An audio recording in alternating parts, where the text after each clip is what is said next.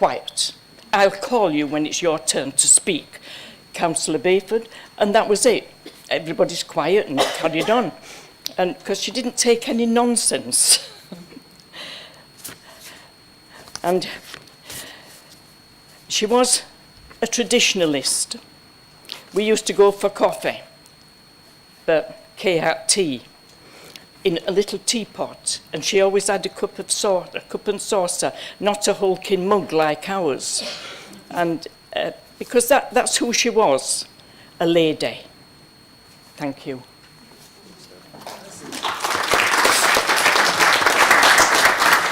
Is there any other councillor who would like to say a few words? Councillor Scobie. And thank you. Yes, I first met Kay back in about 2002 when I had the pleasure of interviewing her to become a councillor. And she was successful, I'm glad to say. And then later on, while she was chair of the council, I was privileged to be her vice chair, which, as everybody knows, is a very onerous job. You have to say, seconded, which I practiced very hard and mastered. But the only reason I took on the vice chair of council was on the condition that I didn't have to do any wearing of chains or going to any events. And that worked well until Kay couldn't go to two events. One was the opening of Ramsgate Leisure Centre, so I had to go and do that with a chain on, which was a great discomfort to me. And the second one was the Merchant Navy Day down in, which my father was a captain in the Merchant Navy, so that was a great role. But I worked very well with Kay. And another occasion, Kay was unable to go, and I was asked of my opinion as to what the Queen would think about this, and I said, I don't know. She said, well, in Kay's absence, you're the representative of the Queen. So my royal connections are very strong now. Thank you. thank you, Councillor. Councillor Rogers, please. Thank you, Chair. I became a councillor in 2007, and one of the first councillors that I met was Kay. Although we were opposite sides of the chamber, she was so kind to me. She really made me welcome. And when we bumped into each other out at any time, we'd always stop, have a chat. I saw her only a few months ago, and we were chatting away, and I had no idea that we wouldn't see her again. Kay will always be remembered as a caring person, doing her best for the community, and will always be sadly missed. Thank you. Thank you. Any other councillors? Right, we'll move on now to agenda item 4, declarations of interest. Any declarations, please? None? Okay. Petitions. No new petitions have been received in accordance with the Council Procedure Rule 12. So we'll move on to agenda item 6, questions from the press and public. I have 3 questions received from the press and public in accordance with Council Procedure Rule 13. Please note that only the questionnaire and respondent are permitted to speak on the question. Could the questionnaire please only state the name of the cabinet member who the question is to put, and read out exactly the wording of the question that is submitted to the council. So agenda item 6A, question number 1 from a member of the public regarding the ceasefire in Gaza. I am pleased to welcome Mrs. Gardner to the meeting. Could you please make your way to the microphone? Not coming, right. She is? Oh, she is. Okay. Yes, she is.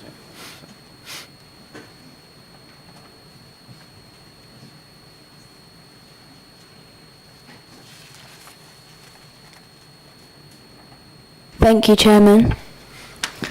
Just get comfortable, you know.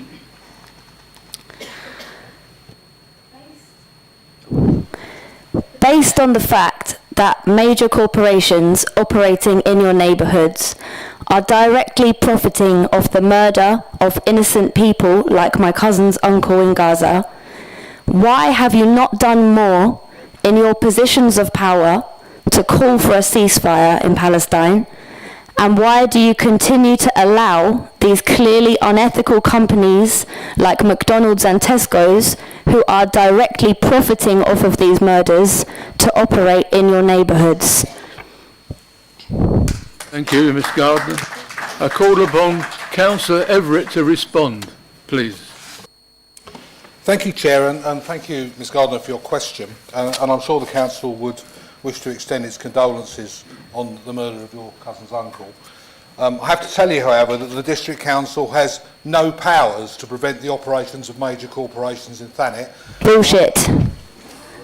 Either on an ethical basis or generally. Absolute We're lies. simply unable to do that. Thank you. You think you're powerless, but you're not. Can you please refrain from that, please? It doesn't help your case. Thank you. Agenda item 6B, questions number 2 from the member of the public regarding the ceasefire.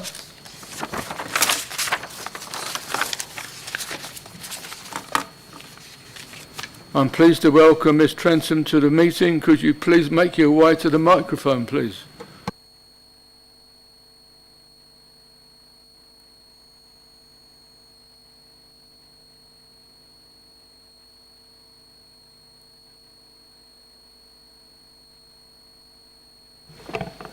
Hello. As a resident of Thanet, I'm very worried about the impact of the present situation in Gaza on the Palestinians and Israelis, and also those living here. And this concern is shared by many, according to a recent Ipsos poll. Can you tell me why this council is not speaking out against what many NGOs now state is genocide? And in so doing, show empathy to these communities? And why is this council not calling for immediate permanent ceasefire now? Thank you, Ms Trentham. I called upon Councillor Everett to respond, please. Thank you, Ms Trentham, for your question. There's a motion before the Council tonight calling for an immediate ceasefire, and it's my hope that it will be passed.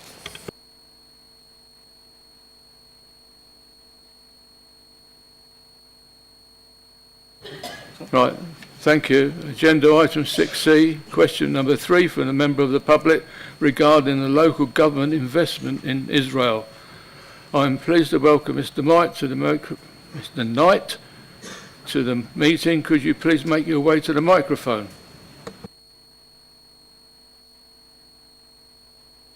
Thanks, Chairman. So my question is aimed at Mr. Yates, Mayor. So just wondering, Mr. Yates, if you could confirm whether Thanet District Council has previously or currently had any local government investments, either through pension funds or any other route which may be linked to holdings which are in turn linked to Israeli projects connected to settlements in ethnically cleansed Palestinian land and territories, or with companies that are supporting Israel's current genocide in Gaza, such as our very own friendly neighbourhood arms dealer, Elbit Instro. If any of these fundings exist, would you be instructing the Finance Committee to withdraw or divest from these in the light of the criminal and deadly attacks by Israel, which have so far cost the lives of nearly 30,000 innocent civilians in Palestine? Can I just interrupt you? Yeah, you went? Sure, yeah. Okay. On, so. Thank you. Thank you very much for your question. So when it comes to Thanet District Council's treasury cash, we do not use any of it to invest directly in Israel. We do not hold the information in regards to the banks and or institutions we invest in and where they subsequently invest. So in regards to pension funds, these are managed through Kent County Council via the Kent Pension Fund Committee, which manages £8 billion of local government pensions across Kent. And although I can't confirm tonight whether or not they invest in Israeli settlements or companies involved in the current conflict, I can confirm they do have a responsible investment policy that looks at the environmental, social and governance factors.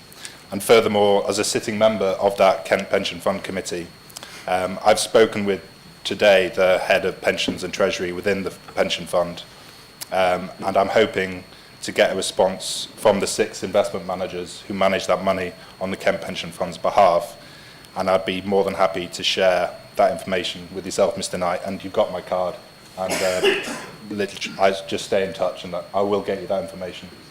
Do you have like a timescale on that? As soon as I can. Right, thank you. Right, agenda item 7, questions from councillors. 9 questions have been received from councillors. Please note that the time allowed for consideration of questions from councillors shall not exceed 30 minutes. I ask councillors to be succulent in as possible. Excuse me, Chair. Can I raise a question as a point of order? Can I just clarify, at the start of the meeting, was it said that there was no recording of anyone from the gallery? The gallery. Because there has been recording, as far as I can see, and I'm not 100% sure, but I'd just like it clarified for the record that there has been recording, if that's the case. Thank you.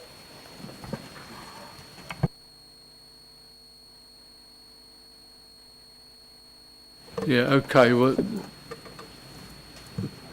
you can't stop them, so it would be nice if you... Just for the record, I appreciate we don't want to stop people, but just for the record, as it was said at the beginning, that there wasn't recording. Thank you.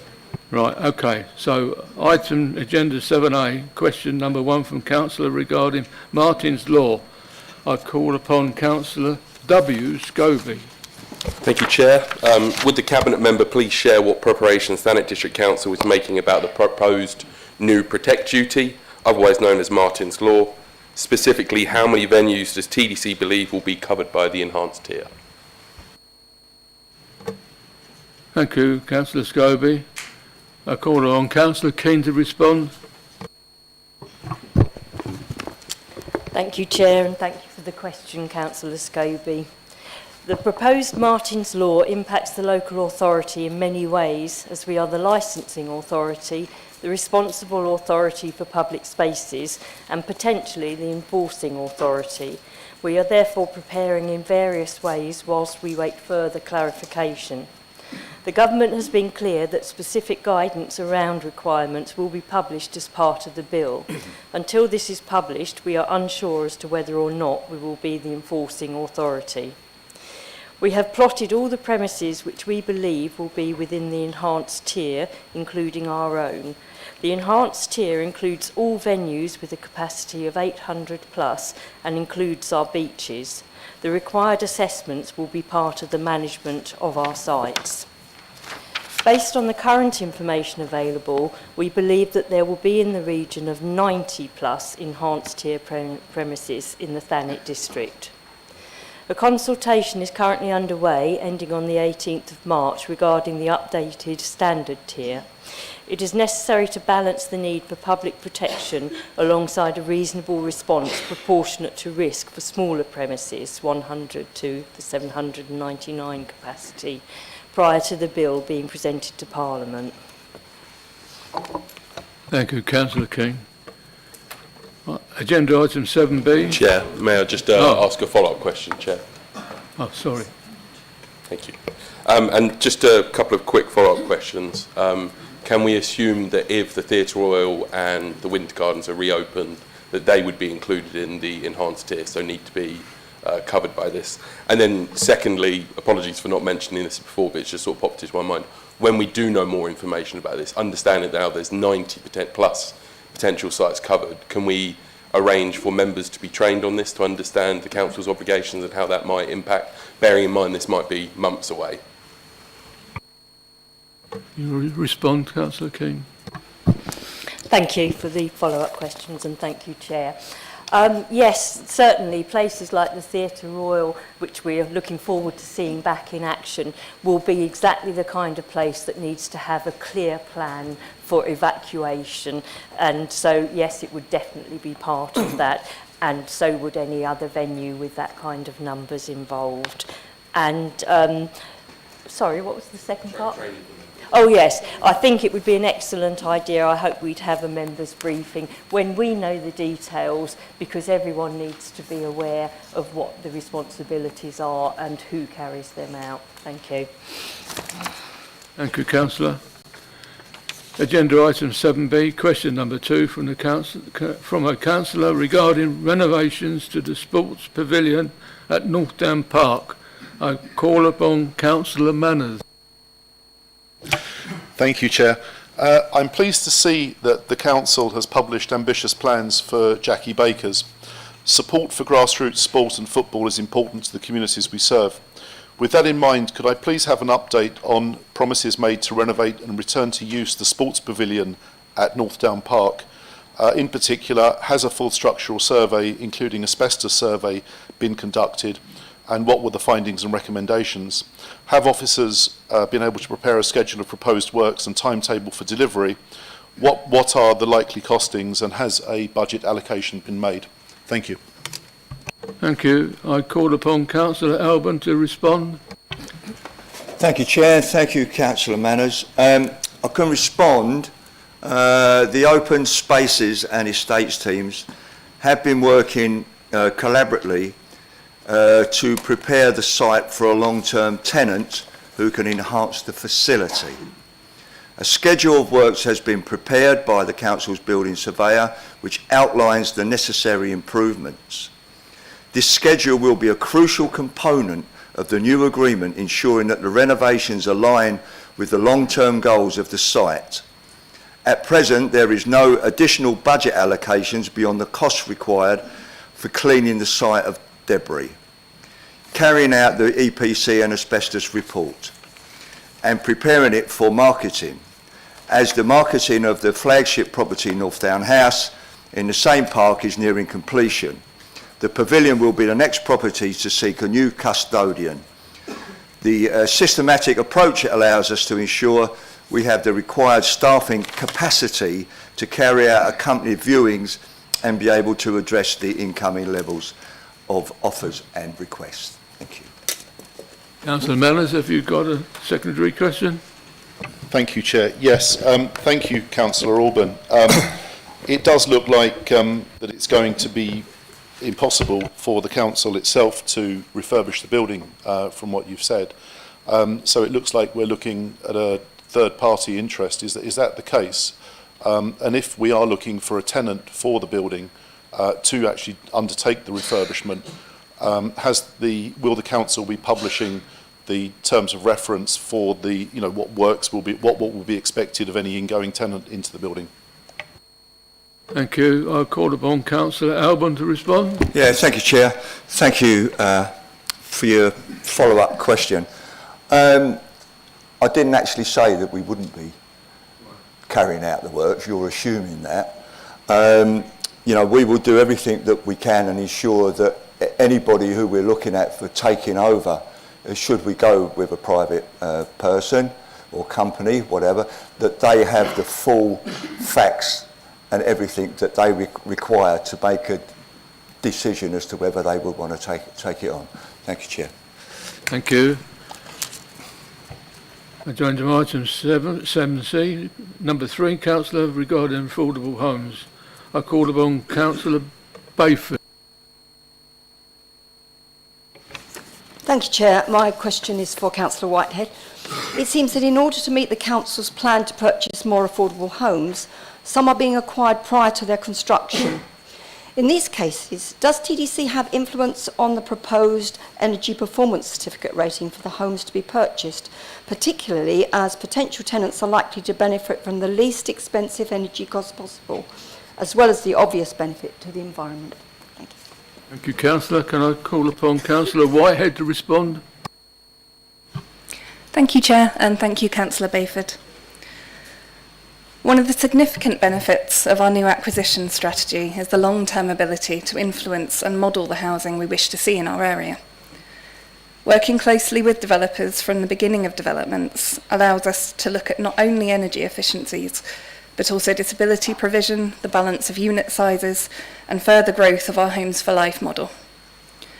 We are working very hard to ensure that the Council's existing and new homes are as energy efficient as possible, because we fully recognise the benefits to our tenants and to the environment of providing energy-efficient homes.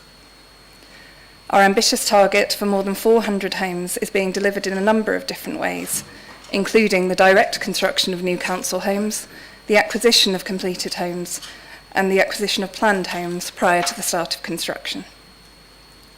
Where we are acquiring homes that have not yet been built, it does provide an opportunity for the council to enter into a development agreement with the developer. This form of agreement enables us to have greater influence and, for example, to share our own detailed specifications prepared for our own construction programme.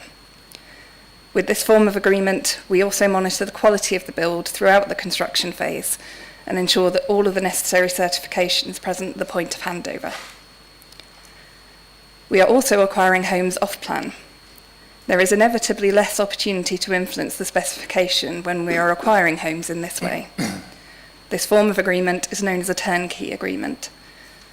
However, even with this form of agreement, there are other control processes in place, both through planning legislation and building regulations, that help to ensure new homes are energy efficient.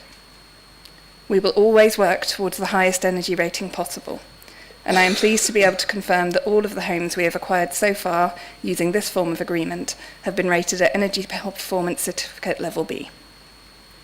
The next phase of our own new build programme, due to start on site later this year, has also been designed to EPC Level B, and we are working on improving this further and working on passive house developments to further stretch our ability to provide genuinely affordable and energy efficient homes for our residents. Thank you. Called upon Councillor Bayford. Have we got supplementary, please? Thank you, Councillor Whitehead. Of course, I welcome the response, but clearly this will result in increased costs. How does the council plan to meet these costs? Thank you for the question, Councillor Bayford. As we've discussed in terms of the acquisition strategy previously, every single acquisition comes with its own business case that runs through our Section 151 officer. So we will always know at the point of acquisition exactly what developments are going to cost and whether it's cost effective for them to take us on. If a development isn't cost effective for us to take on, we simply won't enter into that agreement. We, at the moment, are in a relatively fortunate position in that we've developed this particular acquisition strategy because, unfortunately, we have a reduced number of housing associations taking on smaller numbers of units. So in order to keep those units in circulation and ensure that we have as much council housing as possible, we are choosing to take those on. That does mean that we are in a relatively good position in terms of acquiring those properties. So we will always make certain that whatever we are purchasing is affordable, stacks up on the business plan and provides both revenue and capital surplus to the council. Thank you. Thank you, Councillor Whitehead. I go on to agenda item 7D, question number 4 from the councillor regarding pollution. I call upon Councillor Garner. Thank you, Chair. For Councillor Keane. The Royal College of Physicians estimate that 40,000 deaths a year in the UK are linked to air pollution, with engine idling contributing to this by increasing the amount of exhaust fumes in the air. The Highway Code states that if the vehicle is stationary and is likely to remain so for more than a couple of minutes, you should apply the parking brake, switch off the engine to reduce emissions and noise pollution.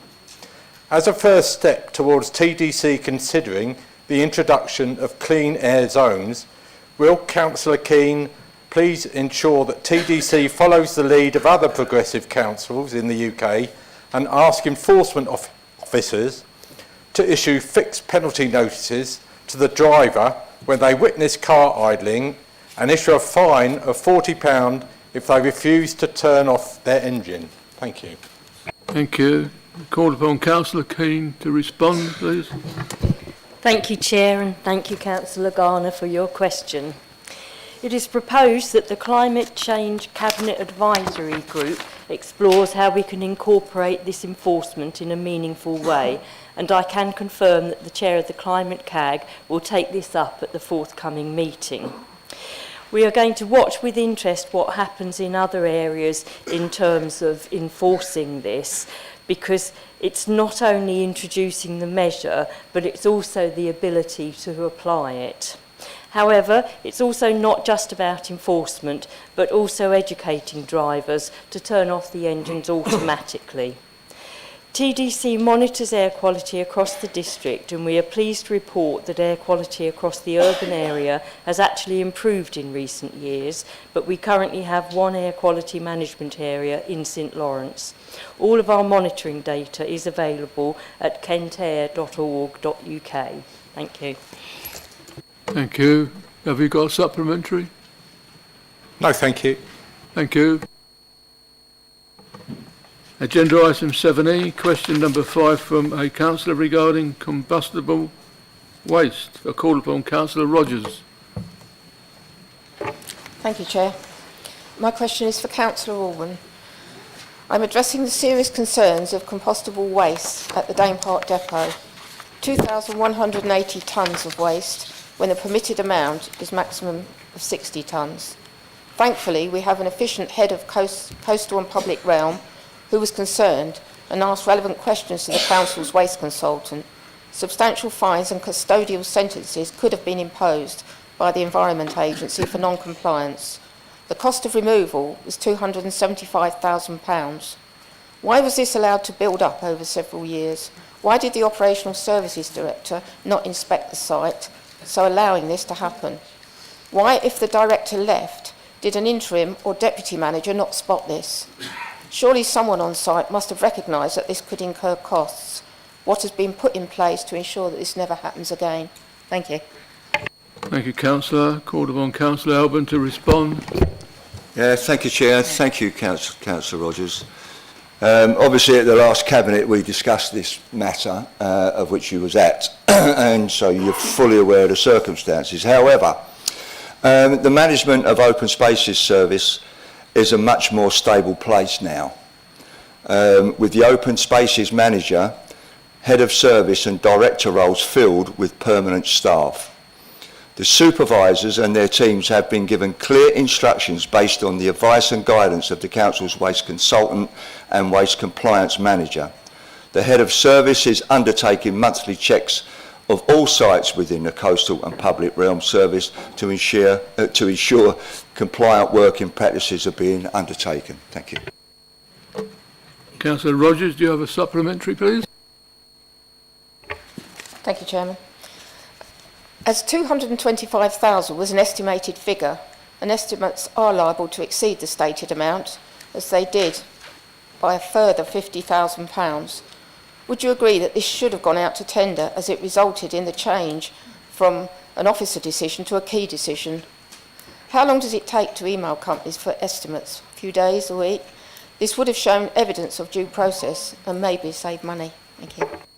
I call upon Councillor Alban to respond, please. Yeah, thank you, Chair, and thank you for your follow-up question, Councillor Rogers.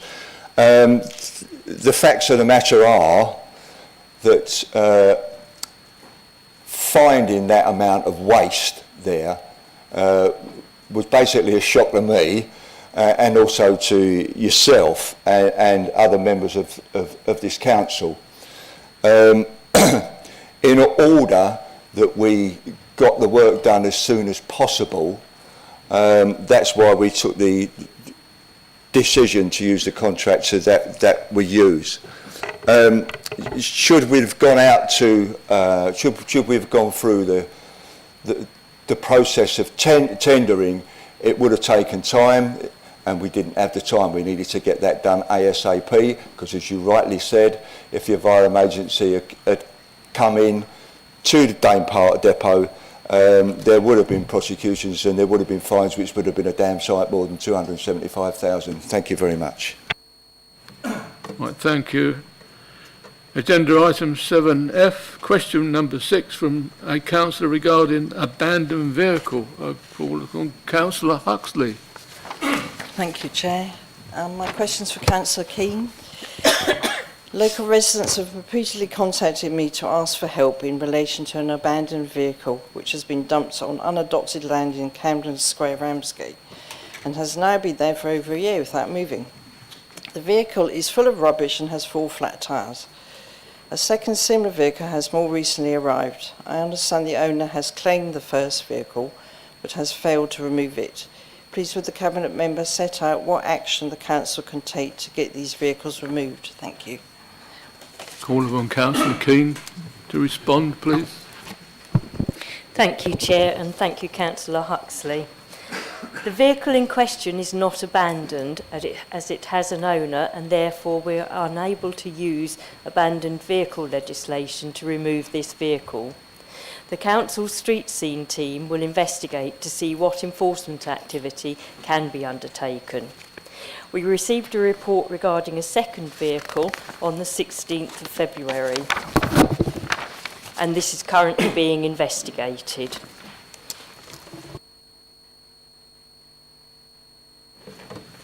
Councillor Huxley, have you got a supplementary question, please? Yes, please, Chair.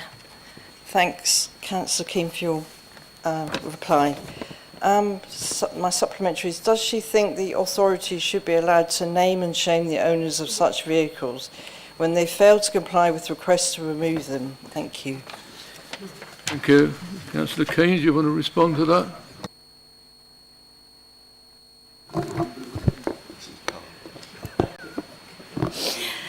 Thank you. I would not think it the right thing to name and shame an individual, but I think we all have a responsibility to look after our area. So it is disappointing when people fail to do this, and we will look to the measures we have at our disposal to address this. Thank you. I can't see the joke, but there you are. Agenda item 7G, question number 7 from a councillor regarding Margate becoming a town council. I call upon Councillor Rattigan, please. Thank you, Chair. My question is the leader. The Margate Charter Trustee wants to start the process of becoming a town council with a timescale for becoming a town council by April 2026. Will you confirm you will trigger this process and confirm that, that the timescale can be met?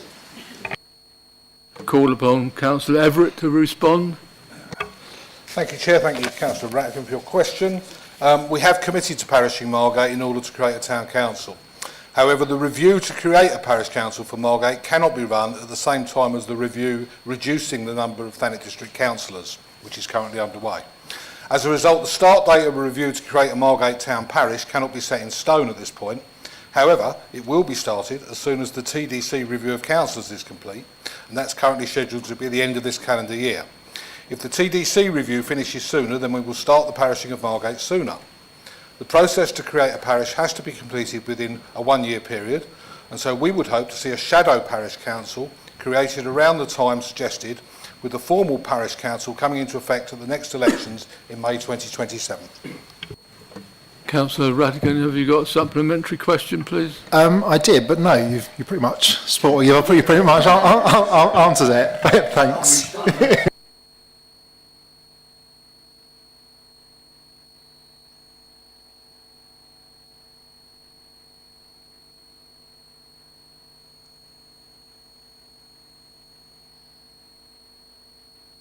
Right, okay. Agenda item 7H, question number 8 from Councillor regarding farmland. I call on Councillor Warrow, who isn't here, so we'll reply in writing.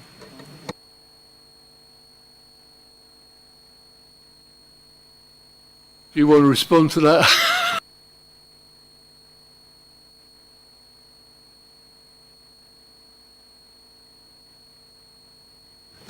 Agenda item 7I, question number 9 from a councillor regarding veterans. A call upon Councillor Paul Moore. Yes, thank you, Chair. And my question, I believe, is to Councillor Whitehead. Our veterans are an important part of our community, having served this country. The Armed Forces Covenant has been created by the government to ensure that veterans receive the support they rightly deserve. The Covenant legal duty is a legal obligation on certain public bodies, including local authorities, to have a due regard to the principles of the Armed Forces Covenant, AFC. when carrying out certain functions in healthcare, education and housing. We have no officer presently in post having stepped back as written an email to all the group members of the AFC, and that the Council's commitment to the Covenant has seemingly stagnated. These are the feelings by those volunteers and members of the Thanet Group. What is happening with the Armed Forces Covenant presently? We have been awarded Silver Standard, and if we're not actively doing anything, we should give back those awards and accreditations. Thank you. Thank you. I call upon Councillor Whitehead to respond. Thank you, Chair, and thank you, Councillor Moore. It is correct to say that the officer supporting the Armed Forces Covenant has changed, but as I think would be supported by several organisations who I have had Covenant strategy meetings with, whose premises I have toured and whose policy work I'm feeding into, it would be incorrect to say that work has stagnated, as this work has continued through the Armed Forces Champion across this period of transition. This work began before Christmas with a face-to-face meeting to discuss ongoing strategy and our commitment to building internal structures to support the needs of those who have served. Following the departure of the officer who was previously supporting the Armed Forces Covenant, our Enforcement and Multi-Agency Task Force Manager has assumed responsibility for the relevant functions and will now be representing the Council at the Thanet Armed Forces Civilian Partnership Network. It is also worth noting that our commitment extends to before the official enactment of the Covenant.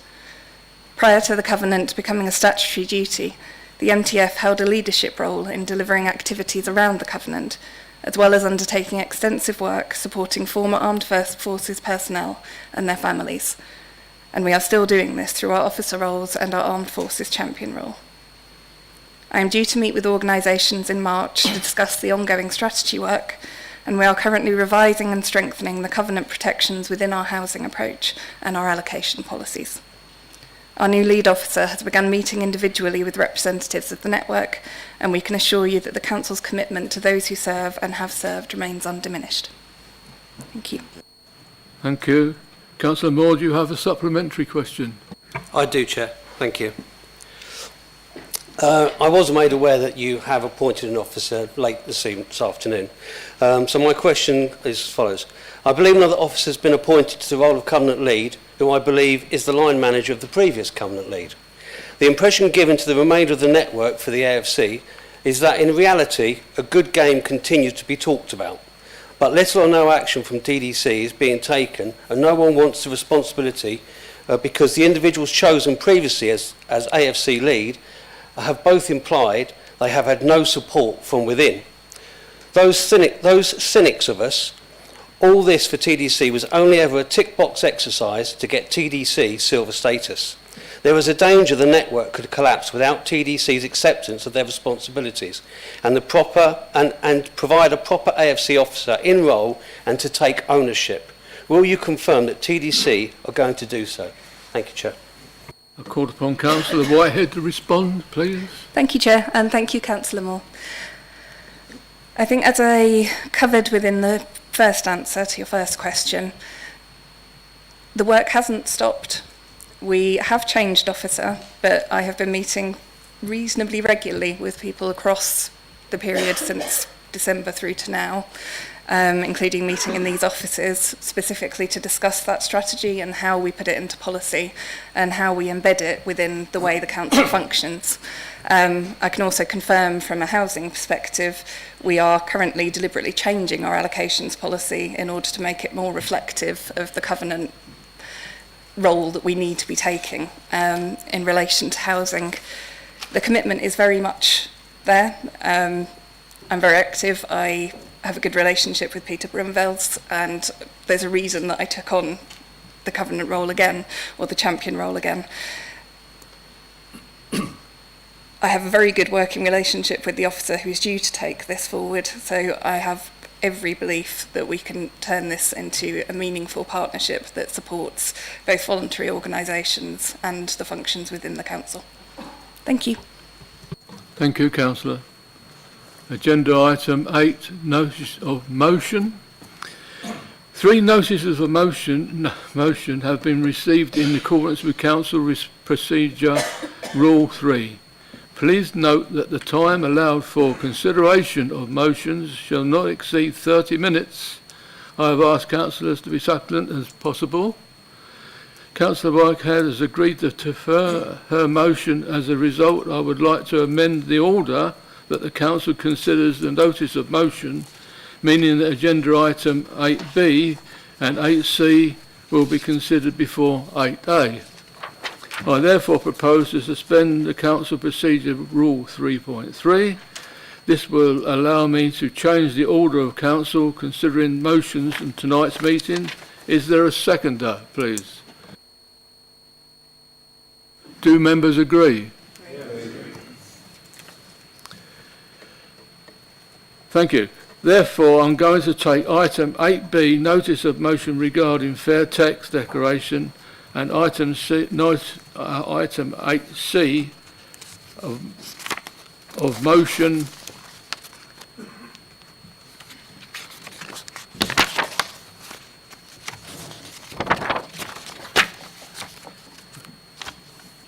regarding the ceasefire prior to item 8A, notice of motion regarding the abuse of councillors and officers. Right, agenda item 8B, notice of motion regarding fair tax declaration. I call upon Councillor Austin. Thank you, Chair. I will be very brief. I hope members have had a chance to read the motion. It's about committing ourselves to transparency and ethical dealings in tax matters and financial matters more generally. I hope it commands universal support across the Chamber. We cannot debate this motion this evening because we do not yet have officer reports. In order to trigger those officer reports, we have to vote to debate the motion, but that debate will then, as I understand it, happen at the March meeting. So I call upon everyone to support this motion and to vote to debate it. Thank you. Is there a seconder? Thank you, Councillor Yates. The controlling political group is entitled to reply. I call upon Councillor Everett. Thank you, Chair. In the interest of time, I shall waive my right to reply tonight. We will support debating this motion so that the report can come to the next council meeting. Do we need to? Yeah, I just need to read it out.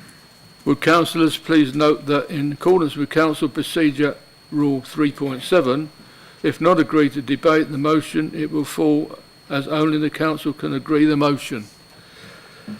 Can I have a proposer and a seconder to debate the motion? Yes, so Councillor Everett and then Councillor Garner. Right. Do councillors agree to debate the motion?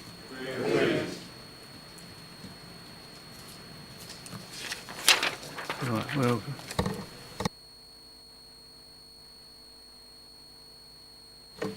Right, councillors will agree to debate the issue. Paragraph 3.8 of the Constitution states V111, the council should not debate any motion which would give rise to a significant change to the income of the council, to its expenditure or contract terms, unless it has received a report from the Chief Financing Officer or the Monitoring Officer as appropriate, setting out the legal or financial aspects of the motion. After the discussion with the legal department, this motion has the potential to have significant impact on the council processes, and such in accordance with the paragraph 3.8 V111, the council should not debate the motion at this meeting and defer it to the meeting of the council.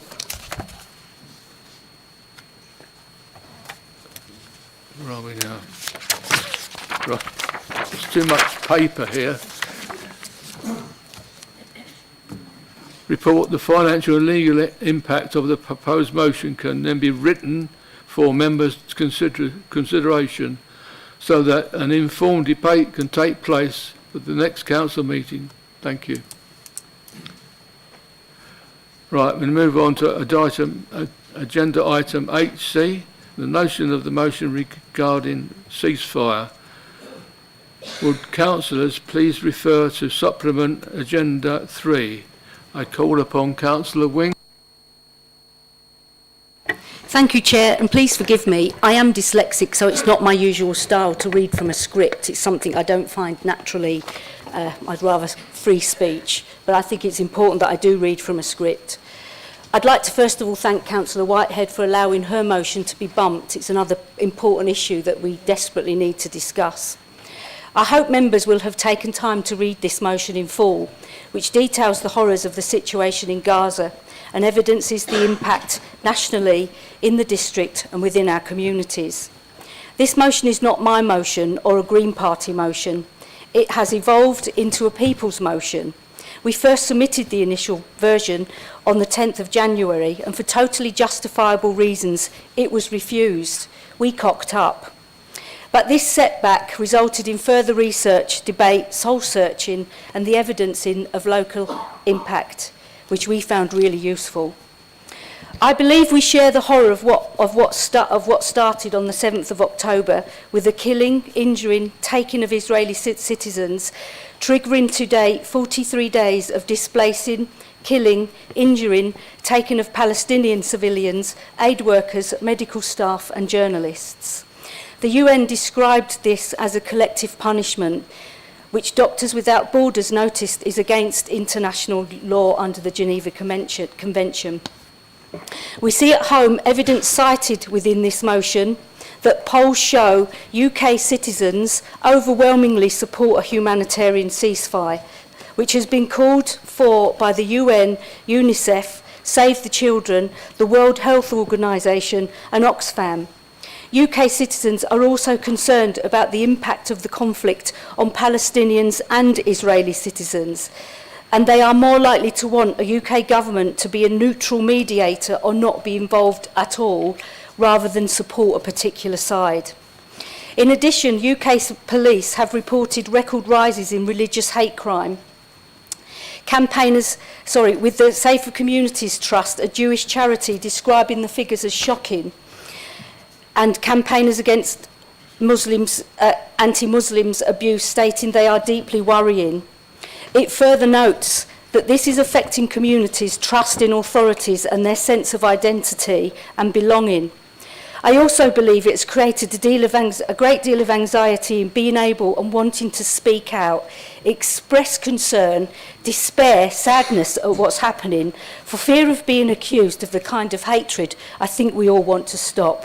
Indeed, that is how I feel now. The increasing number and variety of events across Thanet and conversations many of us have had further supports these findings. That is why we see this as a people's motion.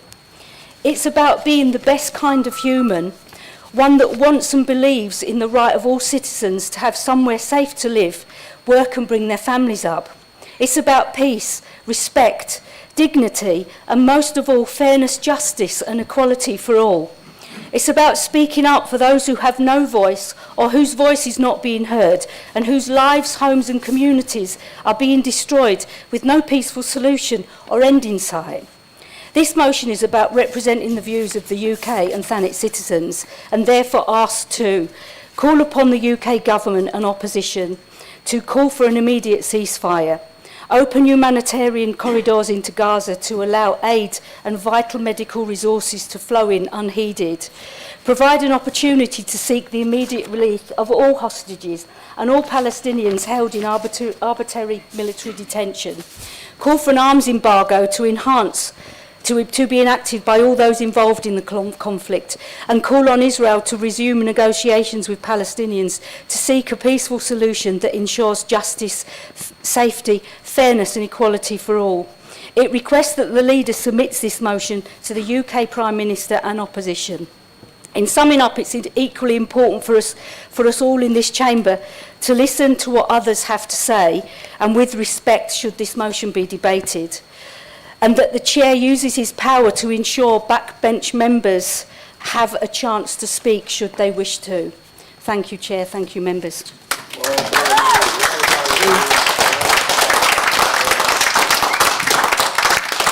The controlling political group is entitled... No, sorry. Is there a seconder? Oh, obviously there is. Yeah. Right. The controlling political group is entitled to reply. I call upon Councillor Everett. Thank you, Chair, and thank you, Councillor Wing, for your motion. I shall endeavour to be succinct because I am conscious that other members wish to speak on this motion and we have limited time.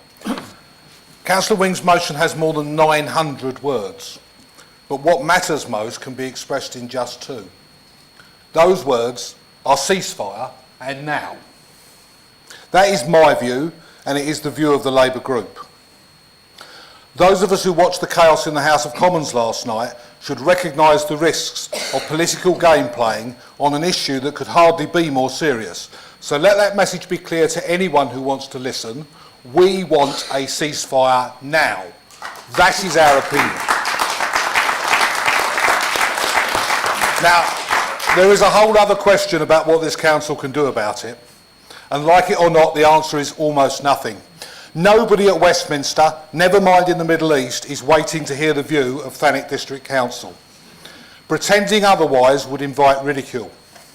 Nothing we do is likely to make any difference beyond Thanet. But it is true that there are people in Thanet who want to hear our view. And given the scale of human tragedy that continues to unfold in Palestine and Israel, that is not surprising. There are people in Thanet who are directly affected because they have family in the area or because they feel less secure in their faith community as a result of the public anger at one side or the other.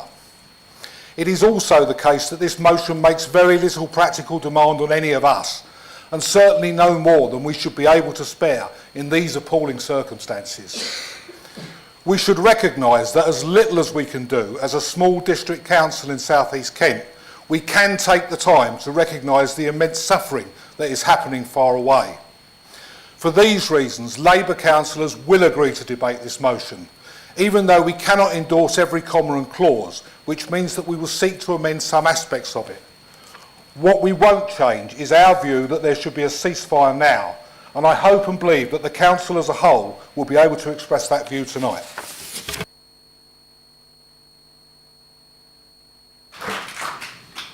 Would councillors please note that in accordance with Council Procedure Rule 3.7, if not agreed to debate the motion, it will fall. Only the council can agree the motion. Can I have a proposer and a second to debate the motion, please? Yeah, so Councillor, Yeah, Councillor Yates and Councillor Garner. Right. Right, so that's okay. Do councillors agree to debate the motion? I think that's... Yes. We'd have to have a show of hands on that. That's fine. No?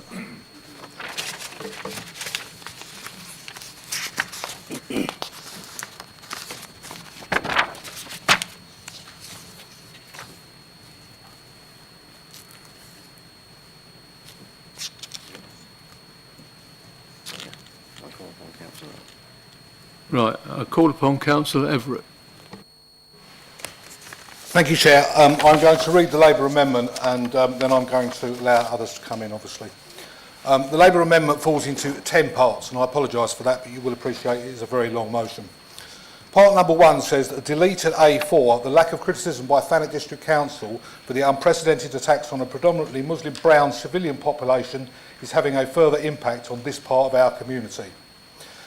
Part 2 says, following B, delete believes and insert recognises that. Part 3 says at B5, insert after the word genocide to the extent it is within their power. Part 4 says at C, delete opposition government and insert all Westminster political parties. Part 5 says at CI, insert humanitarian before ceasefire. Part 6 says at C2, delete open and insert call for the opening of. Part 7 says at C3, delete all the existing and insert call for the immediate unconditional release of the hostages held by Hamas. Part 8 says C4, delete in its entirety. Part 9 says at C5, renumber as 4 and delete call on Israel to resume negotiations with the Palestinians and insert call for resumed negotiations instead. And then insert the words to state before solution. Part 10 is to delete the remainder after Prime Minister. And I so move.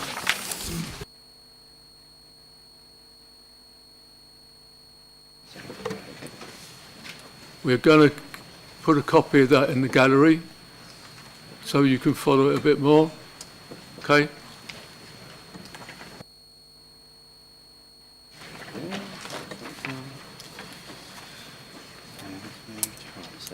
Right, so... Councillor Scobie seconded it. Right. So do people want to debate that motion? So we're going to go on to debate the motion. So, who wants to start? Councillor Bright? On the amendment, Chair. On the amendment? Right. Okay. Two Brights and a Kobe. So Councillor Scobie and then Councillor Whitehead. And Councillor Yates. Oh, okay. We're just getting an order. So Scobie, Will Scobie first. will the first Councillor Bright like to kick off, please? I'm sorry, Chair, I didn't realise you meant to talk about the amendments. I would like to speak about the whole thing, thank you.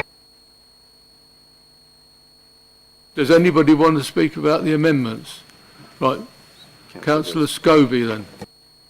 I will keep my comments brief. I will be supporting the amendment, and the primary reason for doing so for me is I listened to the comments that Councillor Wing made about how this motion came together, and understand the legal sort of loopholes you had to jump through to get it on the agenda. This motion is very, very difficult to follow. It has citations that are behind paywalls. There's all sorts of aspects of it that we as a group felt was complicated and sort of went back on itself. So that explains quite a number of the changes. For me, there's one key thing. The only way, in my view, that you will get a sustainable peace in the Middle East is with a two-state solution. And we specifically wanted to add those words because that is Labour Party policy, and I think a really, really key part. Thank you. Councillor Faruqi. Councillor Faruqi, please. Thank you, Chair. I'm very happy this motion is finally before the Council, and with regard to the amendments, I'm very happy that we're talking about an immediate humanitarian ceasefire. As a doctor and as someone who has worked with many people who have been affected by this, I know that it's as a humanitarian and medical crisis, the humanitarian aspect is very important, as is the two-state solution. So I'll be supporting these amendments. Right, Councillor Whitehead, please. Thank you, Chair, and thank you, Councillor Wing, for the motion. I think at times like this, what we reach for is a sense of control within the uncontrollable. And I think we do this because it is too terrifying sometimes as individuals to acknowledge that in terms of directly influencing global events, we do not have the control we wish to. And we are distressed and afraid, and often do not know where to reach out to directly stop or influence the events we see playing out in front of us. The awful product of generations of trauma and pain and international complexities far beyond our reach or understanding. However, that powerlessness isn't quite as overwhelming as it seems. I have found that the people that truly bring the light into the darkness often aren't the ones with words. They're the silent arms when everything crumbles, the quiet certainty that someone is with you, alongside you, deftly and practically supporting you to make it through whatever hell the world is forcing you to experience. And that is what we do here as a council. We have worked on amendments to this motion in recognition of what we believe it can do to help people feel less alone. I've put back my motion so this motion can be heard, knowing that sometimes giving voice to issues is all we have. But we are more than that, and this is more than words, and should always be more than words. As mentioned by Councillor Wing, this motion had to be heavily adapted to abide by our constitutional rules, as we have no direct influence on international laws, events or diplomacy, and so motions have to link to the community we serve. We are not MPs or ministers or international civil servants. We are the people who do the best to keep the lights on so that others can see to do that work. We know our communities and we support them in the most practical, loving and often downright dull ways. We collect the rubbish, we provide the homes, we keep people safe. And to me, there is nothing more spectacular than the everyday and mundane love and support that we provide with every service we coordinate. And this is precisely why that, although I happily support the actions that are outlined in the amended motion, I want us to remember who we are and how we use the strength we have. We are not the words, though we use them. We are not simply what is said. We are not the voice, although we do our best to be heard. We are the hands, the practical, the permanent, the beautifully mundane. We are the strength that lies behind words, the strength that lifts and provides daily support. We are the essence of deeds, not words. And no matter how powerless we feel, that is where our power truly lies. And this infinitely expands the reach of any words that we could say. This is what I ask of everyone present in this chamber, to be the practical to match the words, to be the hands and arms that hold, to support and listen and grow in understanding and in community. Use these words and hold to the actions. But more importantly, as we always do in all we do, give life and meaning to these words and actions in our support for residents. Thank you. Thank you. Can I call upon Councillor Crittenden, please? Thank you, Chair. Thank you to Councillor Wing for affirming that this has been through many stages and was not originally written by Councillor Wing. I just wanted to mention that a number of the amendments on the actions that I was concerned about and have been included are because one of the most important things about a motion is that once it turns into a resolution, it can be enacted. And the way the original wording came across was someone could have read that with a legal mind and gone, no, we can't enact that, that's rubbish, and chucked it out. So a number of these amendments are to ensure that the motion actually can be enacted with a more precise wording. So I hope that you can accept that that was behind a lot of our thinking with this. Thank you, Chair. Thank you. Is there anybody else that wants to talk about the amendment? No?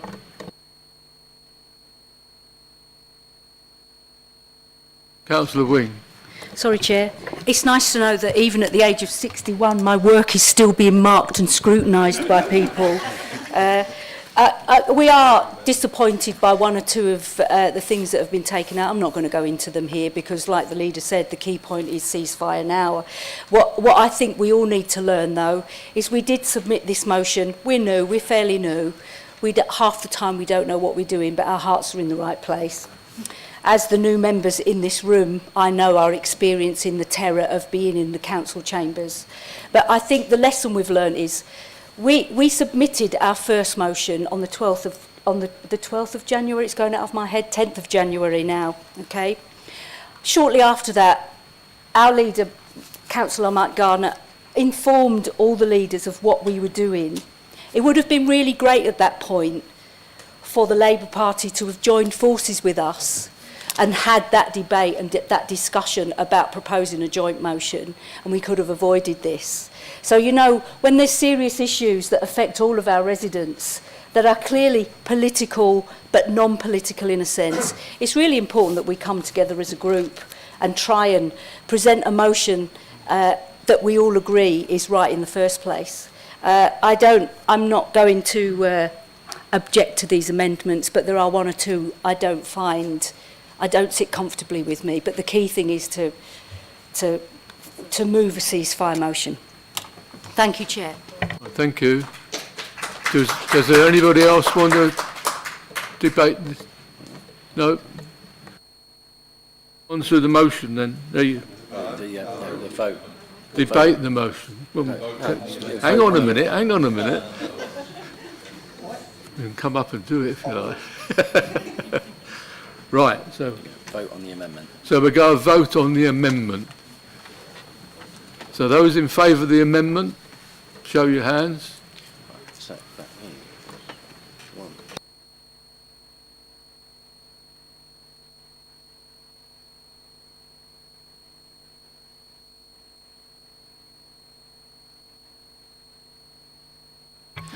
If you're going to put your hand up, can you put your hand up so we can make it easier to actually see, please? Thank you.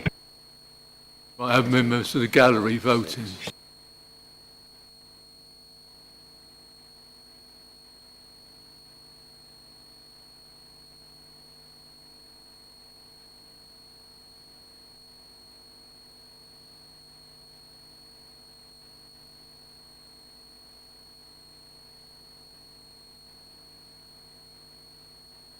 Right, those against?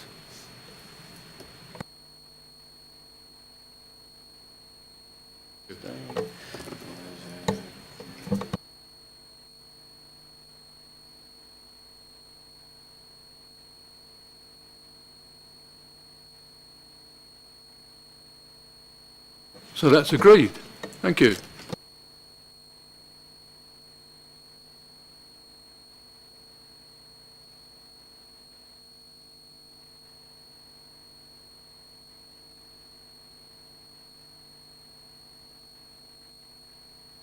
Right, so now we go and move on to the main debate.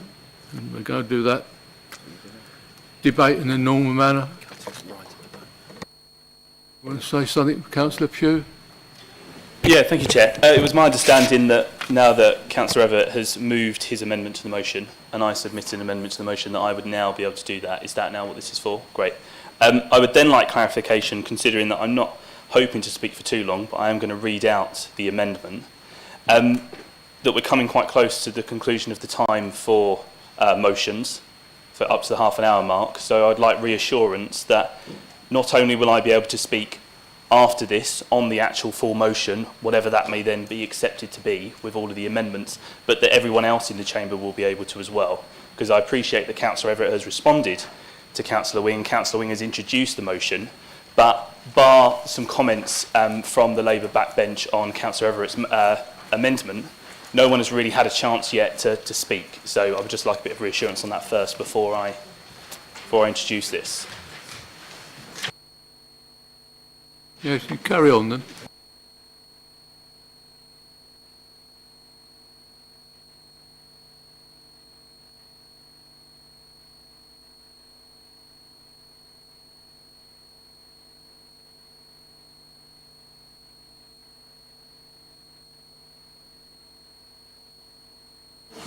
Chair, this is the original motion that's been handed out, not the amendment.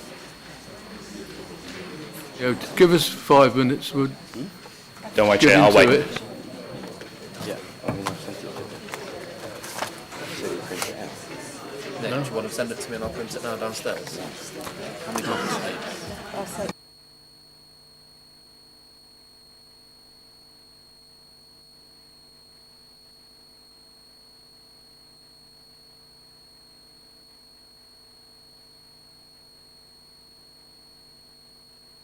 Will you just indulge us a minute? We've got to print it out for you.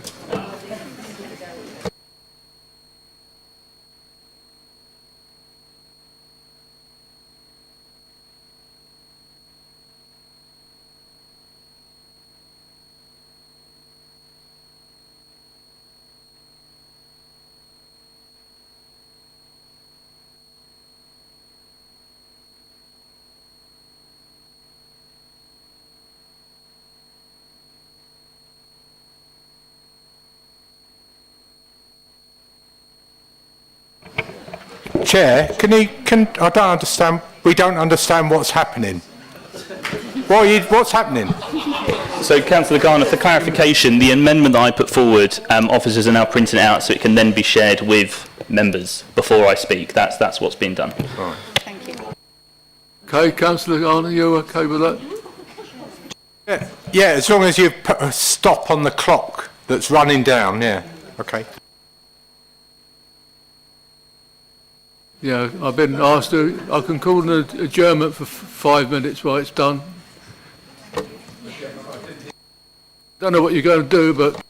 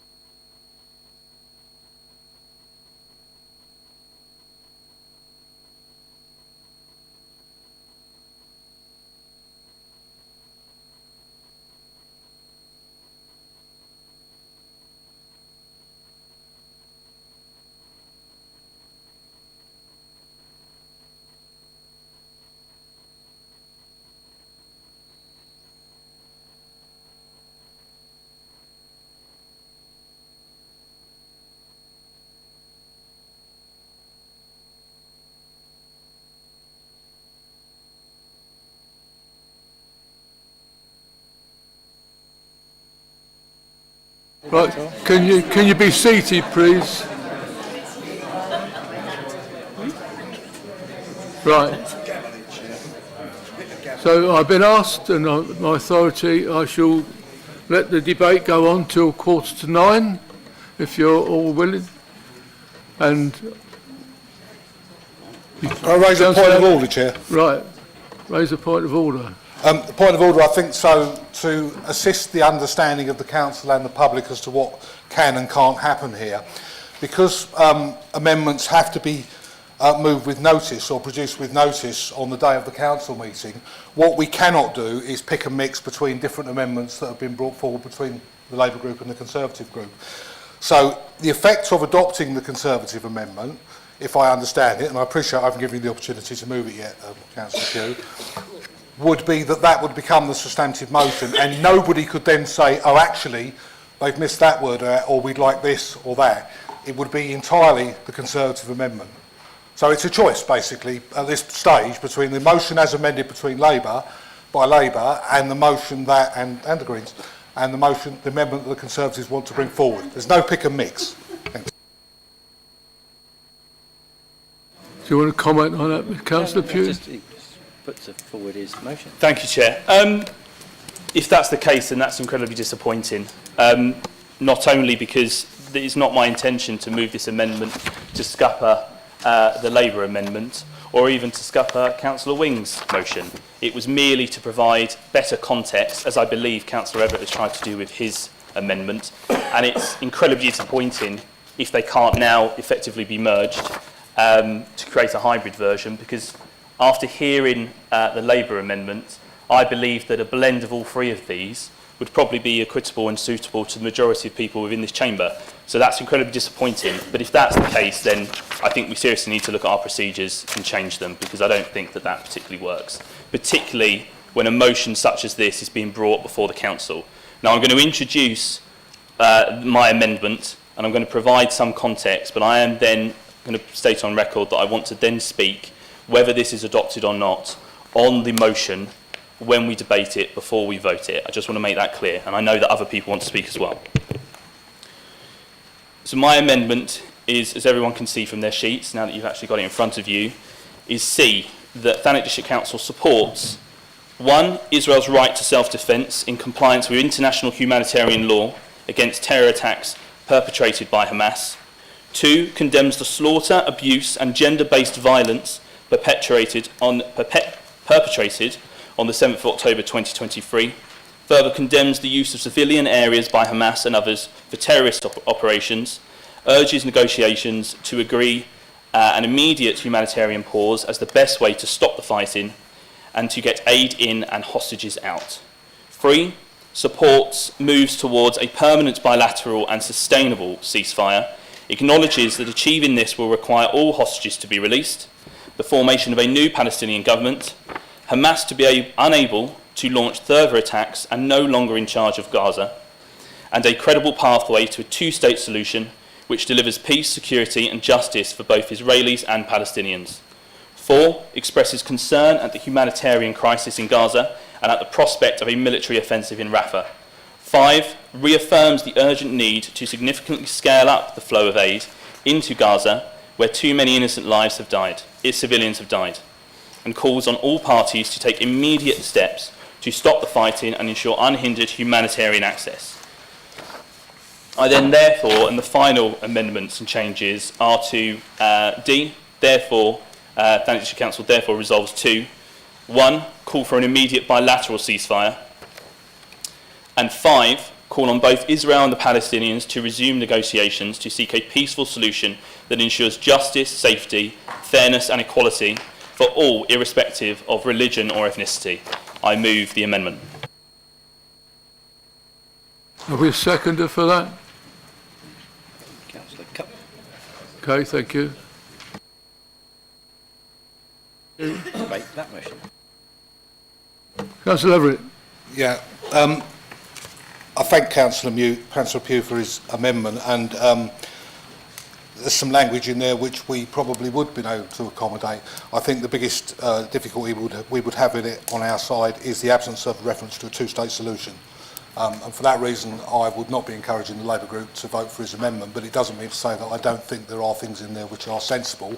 I think we are hidebound by our procedures, and I agree with Councillor Pugh that we probably need to look at them again, but hopefully we're not going to dissolve into the kind of chaos we saw in the House of Commons last night, because we all understand the problem of the Constitution that we have. Thank you. Councillor Garner. Thank you. Yeah, I know Councillor Ween's going to get a chance to speak at the end of this debate on the amendment, but I just wanted to say I agree on one thing, that we do need to find a better way of doing this when these sort of motions come up.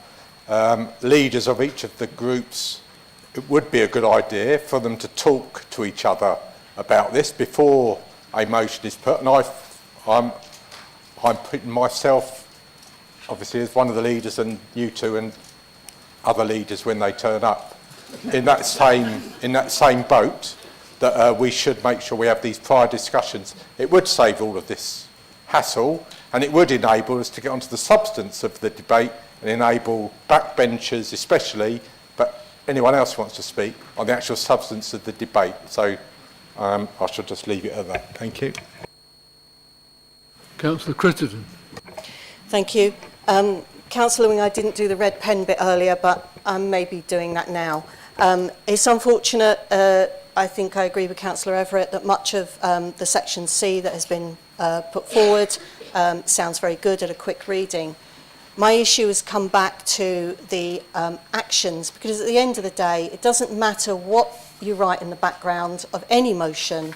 As soon as it becomes a resolution, it is only the actions that count.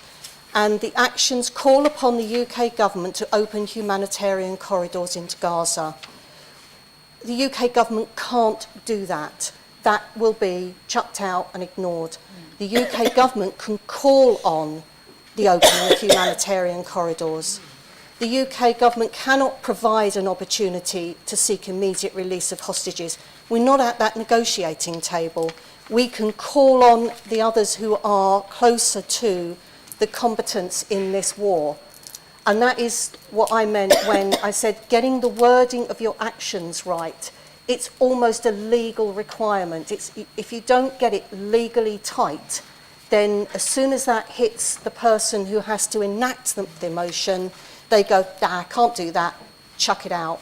And for that reason, I cannot support this second amendment. Thank you. Is there anybody else wants to speak? Does anybody else want to speak before Councillor Wing sums up? Right, so anybody else wants to speak before Councillor Wing sums up? No?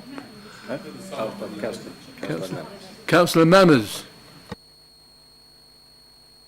Thank you, Chair. I appreciate this is a strongly emotive and partisan issue for many. I'm personally more than aware of the horror and fear of being shelled, bombed or held hostage, or simply persecuted for your nationality or religion. That notwithstanding, this motion in support of a ceasefire arrives, in my view, rather late in the day. Hamas and Hezbollah have been raining thousands of rockets and missiles onto Israeli civilians for several decades. I'm not aware of there having been any similar motions put before Thanet District Council over these long decades, suggesting that they should cease firing. The motion notes that there are NHS employees and Thanet residents who feel aggrieved by current events in Gaza.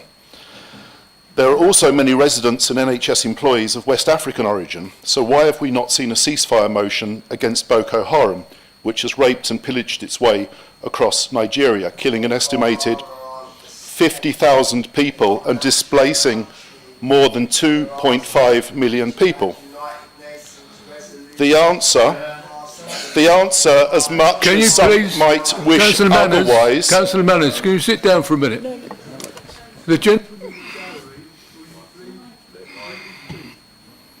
Will you please let people speak? Thank you, Chair.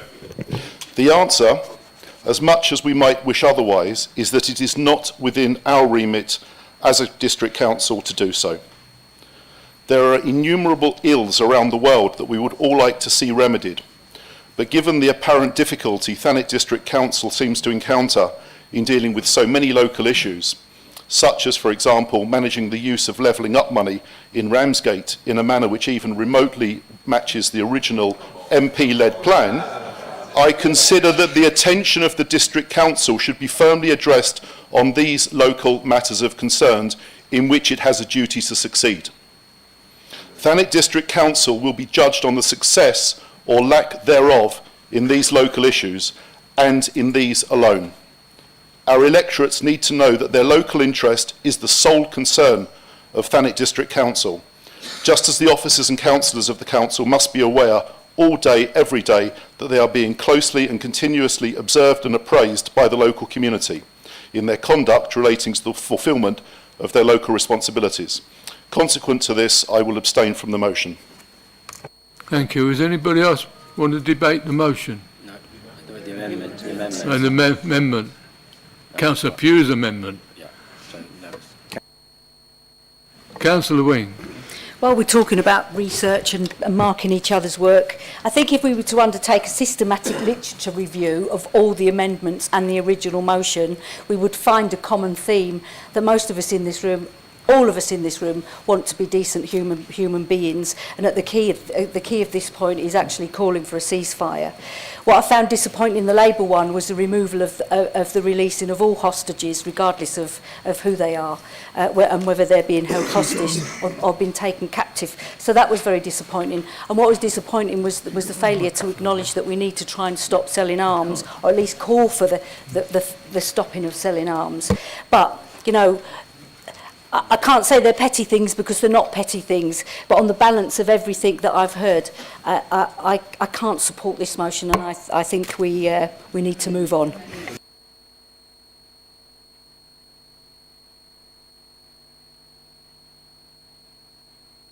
Now we're going to have a vote on Councillor Pugh's amendment. Those in favour?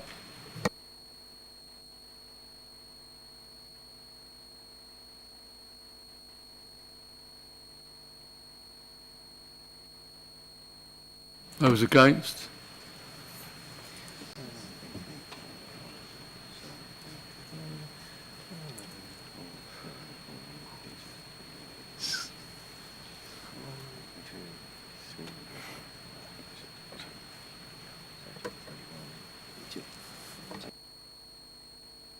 Abstentions?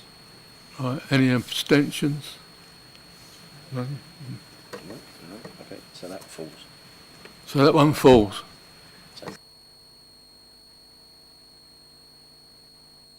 So now we go to debate on the substantial motion. So,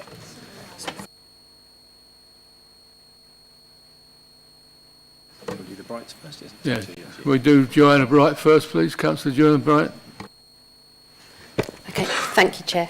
I initially had concerns about commenting on this motion because it felt way beyond the remit of a district council. But I have decided to debate this motion, not because I think our Prime Minister is going to listen to our calls, but because it allows us to make a statement that we want an immediate humanitarian ceasefire. And it enables us to direct our anger and frustrations towards the international leaders at the centre of this horrific crisis, rather than at local councillors and community members. Before my group's amendments, this motion was very poorly written and peppered with errors. There are still a number of untraceable citations in it, which is unhelpful and concerning, considering it's such a serious and sensitive matter. I am, however, assured the citations are just for context, and the part of the motion we're focused on this evening is Section C. Since there is nothing in Section C I disagree with, I feel I can support this motion. It is important to mention that how members choose to vote this evening should not make them a target for abuse or intimidation. It is unfortunate we don't have the time to discuss the Deputy Leader's extremely relevant Debate Not Hate motion that would have addressed this subject in more detail, including the fact that abuse and intimidation often stems from a lack of public awareness of the actual role and responsibilities of councillors in local communities. Ultimately, we are local councillors committed to building safer, cleaner, thriving neighbourhoods in Thanet. Although this motion is unlikely to get the attention of the Prime Minister, it sends a message to our communities that this council wants an immediate end to the brutal conflict in the Middle East and hopes for meaningful negotiations leading to a peaceful, long-term two-state solution. If by passing this motion it provides some comfort and reassurance to local residents, then it's absolutely worth voting for. Thank you. Councillor Kirsten-Bright. It's Christian. I'm a local councillor. I don't come here to talk about foreign affairs. As Joanne said, we could have talked about debate not hate and fair tax motions tonight, both of which would have led to tangible actions being taken by this council. Instead, we're using our time to discuss events happening 2,000 miles away over which we have absolutely no influence. I think it's a wasted opportunity for Thanet, but we are where we are. As originally laid before this council, this motion was an overcomplicated mess of contradictions, poor grammar and oxymorons. Sorry, Councillor Wing. There's no such thing as an opposition government. This may sound churlish, but this council has to be precise as to what Councillor Crittenden said in what we say when we're representing our residents. And I would have expected someone to have at least proofread the motion before proposing it. Thankfully, the amended motion now emphasises the nature of any ceasefire, the importance of humanitarian aid and calls for long-lasting peace, which is what I know we all want. The actions of Hamas on 7th of October and of the Israeli government since that day are horrifying beyond words, and the violence from both sides has to stop. I therefore support this motion, but want to add that any member who wishes to vote against or abstain due to them feeling that it is outside of the council's remit should feel safe to do so. I will be voting against any calls for a recorded vote and will remind all of those present tonight, that democracy matters and that coercive compassion is no compassion at all. Thank you. Councillor Pugh. Councillor Pugh, you're on next. Well, if he wants to do that, that's fine. Can we, before we start again, can you just indicate if you want to say something, because we're running out of time. So once we've completed this list, there'll be no more. So. Thank you, Chair. I've received numerous emails on the traumatic situation in Gaza and Israel, and I've seen the local community in Margate come together. They've raised £8,000 through a Feast for Peace, with donations going to Doctors Without Borders and Standing Together, which is a grassroots movement mobilising Jewish and Palestinian citizens of Israel in pursuit of peace, equality and social and climate justice. I fully support this immediate ceasefire, and as part of that, I'd like to read out an email from a resident on this issue who's given me permission to read this tonight. I was an adopted student and lived in one of the kibbutz by the Gaza border that was attacked on the 7th of October. That day, my beloved mentor, Carmela Dan, was murdered with her 13-year-old granddaughter in a kibbutz near Oz. Several people I know were taken hostage. I have absolutely no sympathy for the terrorists who commit those atrocities. Hostages should never have been taken, and they must be returned. Yet, I believe the only way to save them is through a ceasefire. While I've been angered and outraged by the brutal murders of the 7th of October, I stand in solidarity with the Palestinian people in Gaza. Almost 30,000 have been killed, among them over 12,000 children, and at least 17,000 children have been orphaned or separated from their parents. The sheer scale of this horror can only be registered in numbers, but these people were not numbers.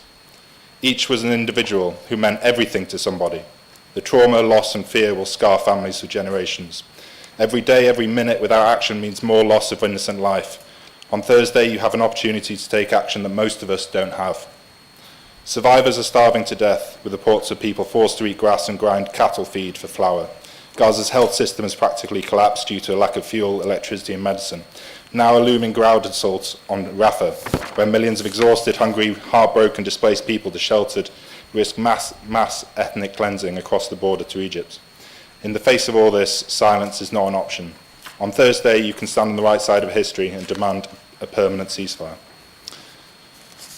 So, for those reasons, I think it is right that we are discussing this today, and I thank Councillor Wing for bringing this motion, and I hope we can all come together and support a ceasefire. Thank you. Councillor Pugh. Thank you, Chair. Apologies, I'm not going to rubbish anything that Councillor Yates has said. That's not why I thought he should go first. It was more because he put his hand up before I did. It's incredibly disappointing, and I think maybe we need to look at our procedures as a council, that we can't merge amendments into motions. I don't blame Councillor Everett for bringing forward his amendment. I'm sure he doesn't blame me for bringing forward my amendment. I think it was probably a case of neither of us knowing the other one was submitting an amendment. Otherwise, we probably could have worked together to try and find a solution. I do take exception to what has been said, I believe it was by Councillor Wing, that I was spoken to, and other group leaders were spoken to last week by Councillor Garner about this motion, and that is the case. After the budget meeting, Councillor Garner did take the opportunity to speak to me about this motion, and that Councillor Wing was trying to bring this motion to full council. I requested to see a copy of the motion, and I was never sent it. So unfortunately, and if that's the same case for Rick Everett, in all honesty, Councillor Wing, I don't want to delve into it. I'm not going to red pen it as Councillor Critton has done, because it's not my responsibility to mark your work, but you've already conceded that this isn't your work. You've put your name to it for somebody else to write it for you, which I think is incredibly disappointing, because it shows that actually there's been a real lack of due care or consideration for what's been put in it, and that's why I tabled the amendment that I did, and I put forward the amendment that I did to provide more clarity and effectively to make it into a motion that I'm not going to speak for the rest of my group, but the one that I could support. Now, unfortunately, I can't now support it because of what it says. And I think that particularly with potentially the people that have pushed you to do it or intimidated you to do this, and I think it's incredibly disappointing, but if any of those people are the ones that were standing outside the chamber earlier tonight, shouting with a megaphone, flying Palestinian flags, but not flying any Israeli flags, for the 1,500 or 1,000 people that died on the 7th of October. I am speaking as an elected official. You've had your time. This is my time. Israel has a right to exist and defend itself. And I am speaking to everyone in the chamber. Chair. Come on now. People in the gallery, will you stop, please? Otherwise we can't finish. So please stop. Thank you. Yes, thank you. Please listen to Councillor Wing and do not interrupt me again. Thank you.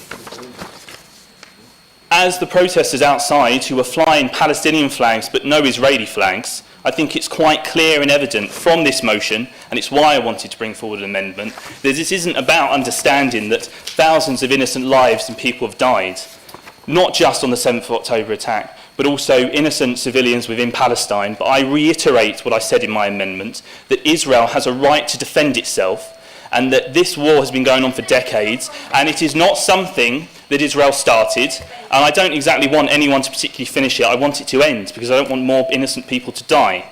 But it's a sad situation. It's a sad situation when a protest group outside is chanting from the river to the sea, and that some of them are now sitting in this chamber, and I think it is absolutely disgraceful, Councillor Wing, or any of the Greens, if you are aligning yourselves with any of these groups, because, apologies Chair, I will sum up, because I think it's a sad indictment of what is happening, not just in local democracy, but in national politics, is that this is what it's absolutely coming to. And I will reiterate that I did not see a copy of the motion. If I had, I would have tried to collaborate with you on this, and I'm sure Councillor Everett would have as well. That is no one's fault, bar Councillor Wing and the Greens. And unfortunately, it's a surprise, but I'm sure that Councillor Everett will agree with me on this, is that this motion as it stands is not, well, this is why I feel, sorry Councillor Everett, I'm not saying you agree with me on this. I meant seeing the motion beforehand. This motion as it stands, I do not feel is acceptable. It does not provide the clarity that is needed. I will not be voting for the motion, and I think that everyone needs to remember that thousands of innocent people have died on both sides, and that the current incidents and war that is raging in Gaza, and with the Israeli forces trying to take out Hamas, as they rightly should be doing, is occurring because Hamas went into Israel, they attacked innocent people. Councillor Yates has already given an example of that, and this is how it's hitting home. I'm not finished. I am not finished, and I will finish. You have no right to shout at me. I am speaking.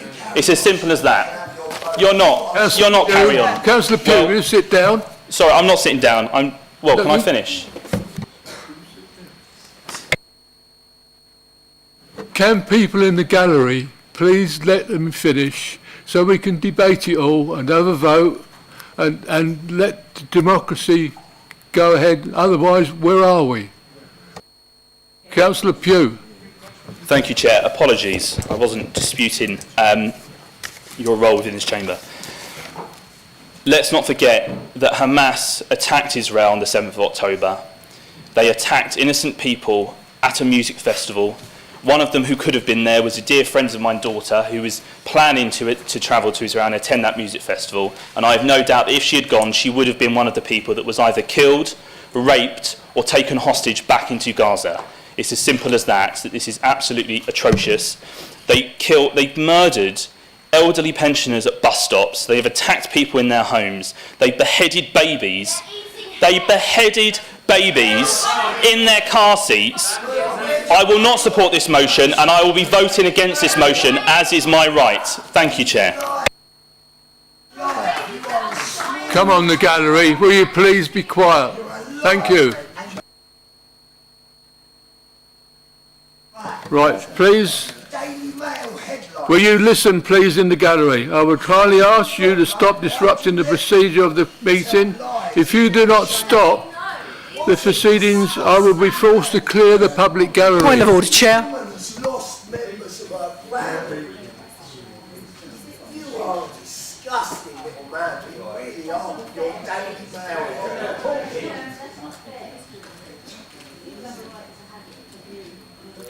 Right, so I've been told that due to your continued disorder conduct, I'm ordering the clearance of the public gallery. You are required to leave the chamber, please.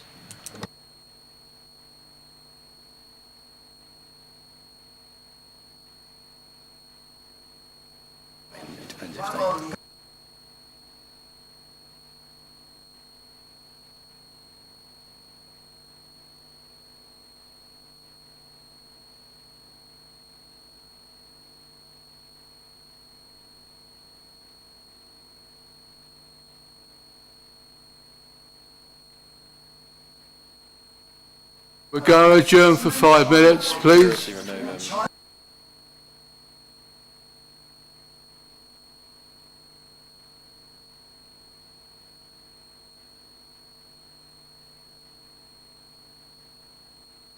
Can I advise you that the police are coming? Will you please clear the gallery?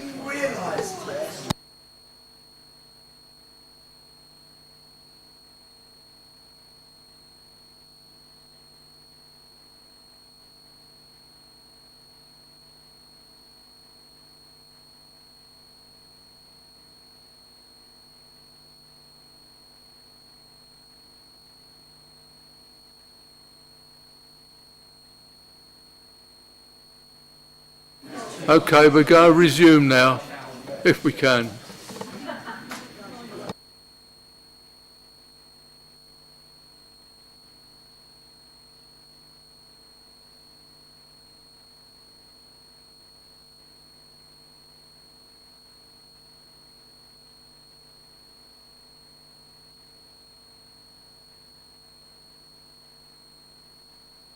Councillor R, can you...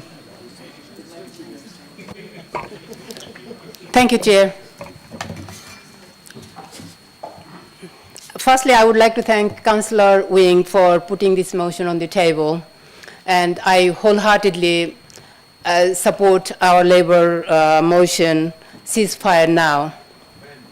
I condemn the brutal attack happened on the 7th of October. Equally, I am really ashamed that what is happening to Palestinian innocent people every day.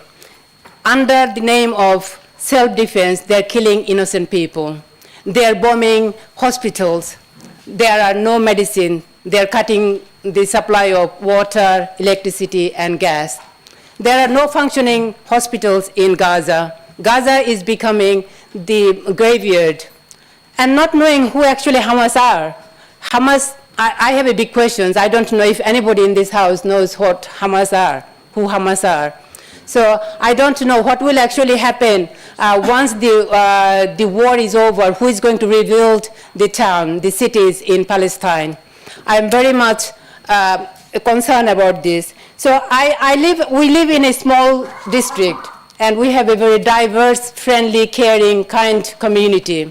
I have received several emails from my residents regarding this ceasefire. And I know how our doorstep, people at our doorstep are feeling today.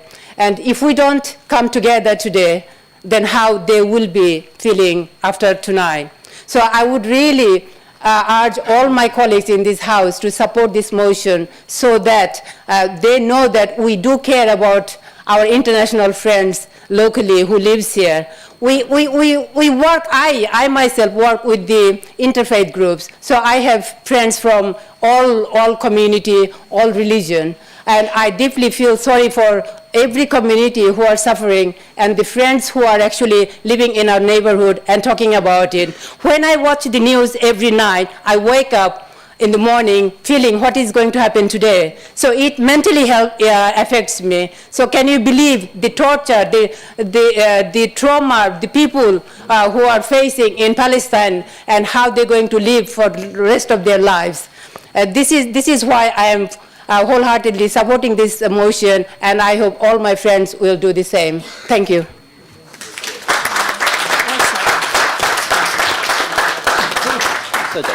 Thank you. Councillor Davis.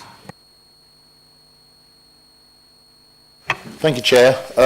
Unfortunately, some of the people I would like to have addressed a couple of the comments to won't hear this unless they're watching the stream or watch it back tomorrow. However, I'd like to pick up on what Councillor Crittenden said about our brief, our remit, what are we here for? There is no death, murder, infliction of pain, damage and illness. We all abhor anything to do with war, and I think the same could be said for anybody in this chamber. What this debate has shown is how because people get so vexed. Why are we discussing this to this degree? Because I am damn sure that when the Palestinians or the Israelis or our Parliament get the decision from the vote on this motion, it will make not a jot of difference. Why are we debating this? Who is it for? We are here to deliver services to local residents. That's what the time in this chamber, the officer time and everything should be being used for. I would happily vote for a simple resolution to say an end to all conflict, a ceasefire globally, and a unilateral agreement between all warring factions. We have to remember there's Ukraine and Russia is still going on. There are 5 battalions lined up in Eastern Europe to form a defensive wall, tank battalions that are going to be reinforced to the level of brigades.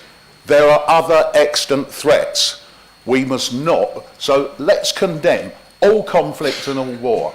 Too late, unfortunately, because we have this constitutional situation, because if I could, I would move that we cut all of the rhetoric out and simply condemn conflict and war. But unfortunately, because of some of the content and the wording in it, I can't support this and I'm going to have to abstain. But I want it on the record that I stand against violence, war and death. Thank you, Councillor Davis. Councillor. Thank you, Chair. Yeah, thank you. It's quite a contentious one, isn't it? I mean, to be fair, I agree with most of my members and colleagues within the chamber today of what they said. I also furthermore agree with our leader Pugh, Councillor Pugh, with it being a shame that we can't amalgamate all of this together. Basically, I just feel, it's a shame that we have to debate this motion, and the fact that when it comes to calling a ceasefire, we do want a ceasefire, but a ceasefire which doesn't wave flags from either side. I mean, it should just be a plain down the middle ceasefire. Obviously, both sides have done atrocities, innocents have been brutalised, and no one wants that. No one in their right mind wants that. Anyone with a stable mind will know that's not the way to be. And I mean, today, if I do vote, it would purely be on a pragmatic ceasefire with no flags either side, because I feel that if you start waving a flag and then demanding a ceasefire, it's hypocrisy. You're choosing a side. And the fact is, it should just be a ceasefire under peace. And again, with my Councillor Davis there, everything across the board. No one wants war, no one wants pain, no one wants suffering. It's just plain and simple. So thank you. It's not, not a good speaker, but that's just my feelings. Thank you. Thank you, Councillor. Councillor Dawson, please. Thank you, Mr. Chairman. I support this ceasefire motion. I agree with this motion for immediate ceasefire because what we are asking for collectively is an end to brutal killing of innocent people on both sides. Some may argue this motion won't change a thing. Some state it's a political posturing or virtue signalling. I see this as a call by humanity for humanity. This motion is a call to our government to action change, sending a clear message to them that the ongoing violence cannot possibly create a better future and won't ever lead to peace or justice. Thank you. Thank you. We had a line in the sand. We went past it about 5 times. So we're going to call it now at the end. Councillor Austin. And Councillor Austin, will you please?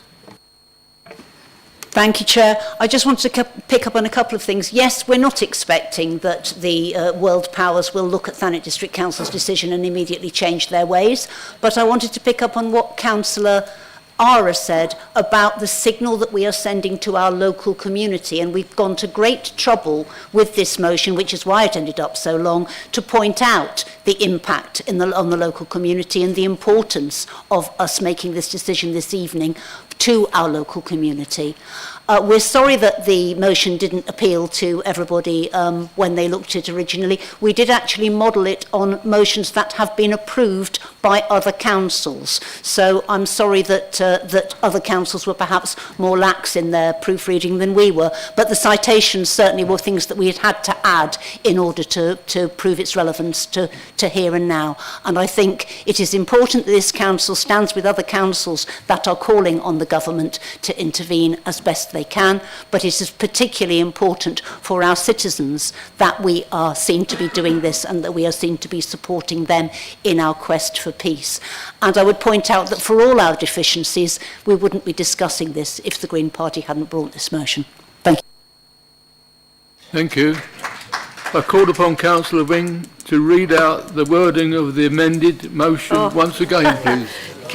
Can you bring it? Could I actually defer to Councillor Everett to read that, given it was his amended motion? Because I'll cock it up, and then I will. Unless I sum up first, I don't know. I don't, Chair. I mean, I really think the Council doesn't need to hear the amended motion. It's got a written copy of it. It will be published. I think really that's just a waste of the Council's time on this occasion. Thank you. Okay. Councillor Wing, you can sum up then, please. I think one of the things I've taken away from this is I need to enrol myself on some adult literacy classes. It's something I've lived with for all of my life, so it is quite hurting when you've got literacy problems. It doesn't make you thick to have that mentioned in public. So I have found that quite alarming, actually, that instead of sticking to the substance of the motion, my ability to write things and get my grammar correct was picked up. And I do find that quite bad to take, because it takes me back to being a child in school. Okay? So that's what I'm going to start with. I will enrol in the adult literacy classes next week. And it's great that this motion has been brought, and it's great that we've got a range of opinions. It's certainly made me understand a bit better about what people feel about what's happening. What I do take away from it, though, is I do truly believe that all of the members in this room presently are trying to be the best people they can be, because it is clear that you take away the minute detail of this motion, we all want the killing to stop. So that's what I'm going to leave right there, and hope people will support this motion. Thank you.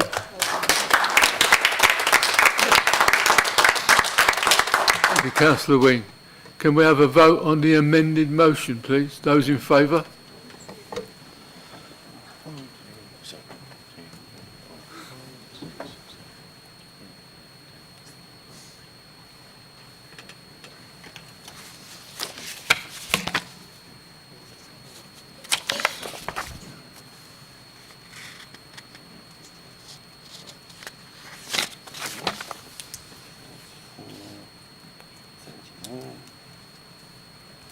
Against?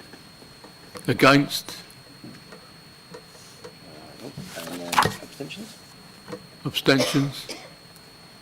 Thank you.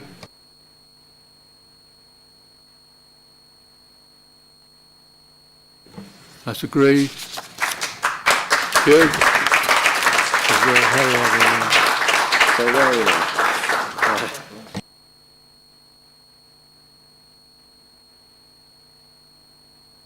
Chair, can I just request to go and take a break, please? Members agree on a 5-minute break? No? I understand how Councillor Wing is. I'm dyslexic as well. Sometimes I find it very difficult. But great men like me get on.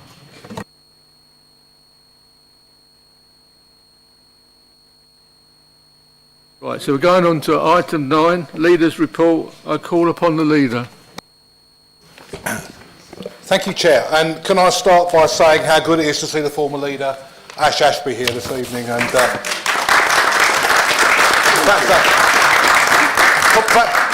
perhaps a rather different council meeting from the ones that she experienced as leader, but an interesting one nonetheless. This is our first ordinary council meeting of 2024 and the first opportunity that I've had to note the peaceful conclusion to the long-running use of the Port of Ramsgate by a group of travellers, which had extended back to the summer of 2021. Nobody should have been living at the port in the first place, and services across the council were engaged to manage the fact that people were at significant cost. However, the root of the issue was not the group concerned, but rather the council's lack of alternative provision. The need for this had been identified in the 2019 study and was confirmed by the planning examiners in their response to the draft local plan. We cannot shirk that duty. Before I deal with that further, however, I want to record the outstanding contribution made by the Deputy Leader, working alongside senior officers and with the traveller community to understand their needs and find mutually agreeable solutions for individuals on the port site. The Council knows by now the extent of Helen's empathy and dedication with working with people in general to help solve their problems. And I say to you, Chair, shame on any councillor who deliberately distorts the truth about who she is to residents for cheap applause and likes on Facebook. Finding longer-term solutions for travellers and gypsies to stop in Thanet is not easy, but it is necessary and appropriate. Since 2019, 3 different groups of councillors, the 2019 Overview and Scrutiny Task and Finish subgroup, the 2019-21 Labour Cabinet and the 2021-23 Conservative Cabinet have all considered a list of options and evaluated them. The detail of the work that OSP and Labour did is available on the Council website. Council has now set in motion a consultation with residents and potential occupiers about the opportunity to use a small piece of land off Shottenden Road for this purpose. This is not a decision to proceed there. It should not be conflated with the wider future of that site or of complexities around its existing use as agricultural land, which can continue regardless. I hear the argument that we should consult on other gypsy and traveller sites, but there is no point in consulting on land which is not available or has already been deemed unsuitable by successive appraisals. It simply invites a competition as to who can shout loudest, which is not the basis on which any decision should be made. It also has the potential to mislead those on the currently identified potential site that others put forward have been evaluated as equally suitable when they have not. Labour's consideration of 14 sites in 2020 is a matter of public record and can be explored in the Cabinet papers online. Discussions under the following Conservative administration took place in private, although I understand they included site visits. I'm not suggesting this secrecy was inappropriate at the time, but I would respectfully ask the Conservative front bench now to be transparent and honest about their own work so that the public can have a fuller picture. Moving on to a very different issue, councillors will be aware that a cyber incident last month caused us to shut down some of our computer systems as a precaution, affecting both staff and residents. The problem did not originate in Thanet, and the issues that led to it were much broader than East Kent or even local government. On matters such as this, there are good operational reasons for the Council to be less than fully transparent.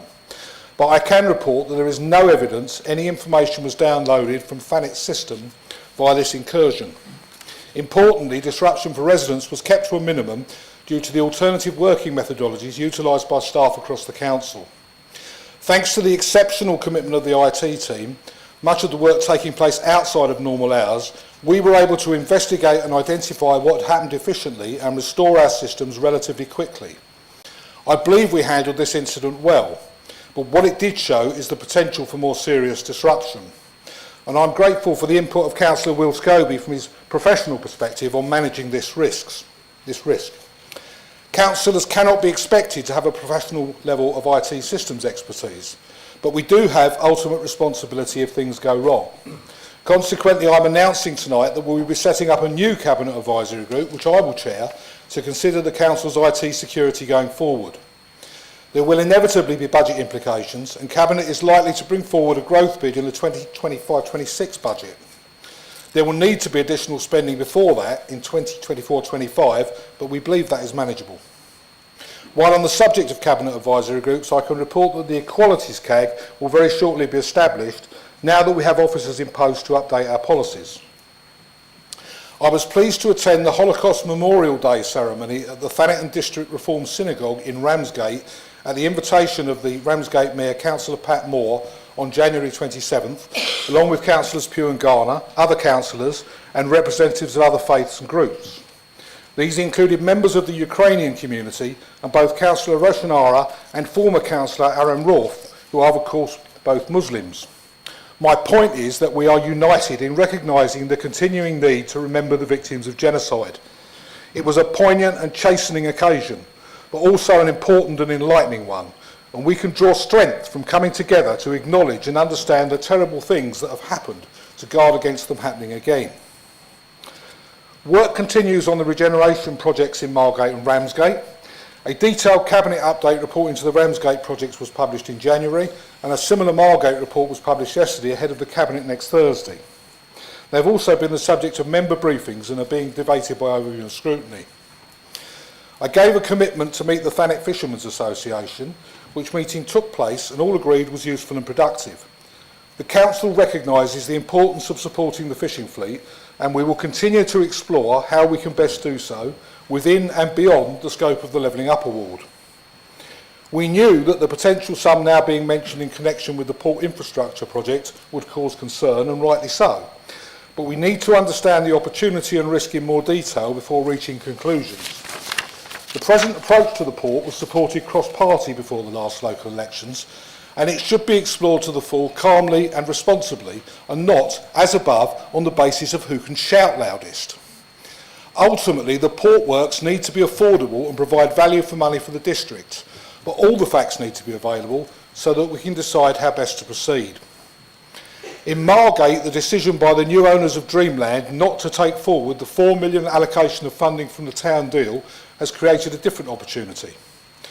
It is for Dreamland to explain their decision, but there is no discord between the management there and the council. I will be quite candid that I believe this money should now be spent on the winter gardens. It is not sufficient to carry out all the required work, but it is potentially a huge step forward in our determination to restore and reopen this cherished and iconic local facility. First, however, we do need to understand from the government how it interprets the flexibilities it has granted us in the Pathfinder project, but we are already seeking its view. In December, I referred in my speech to the government's plans to establish a secure migrant removal centre at Manston and its failure to engage properly with this council over that. At the time, there was some scepticism on the other side over the truth of this situation. But since then, I've met online with Home Office ministers who confirmed that this is their intention, alongside the existing processing centre. It is for the government to communicate its plans to the public. The officials said when we met that that would have been done by now. I can only conclude that the government is embarrassed by the apparent logical disjunction between its claim that it will stop the boats and its intention to make a major long-term investment on detaining and removing the people who arrive on them. But perhaps an election is due.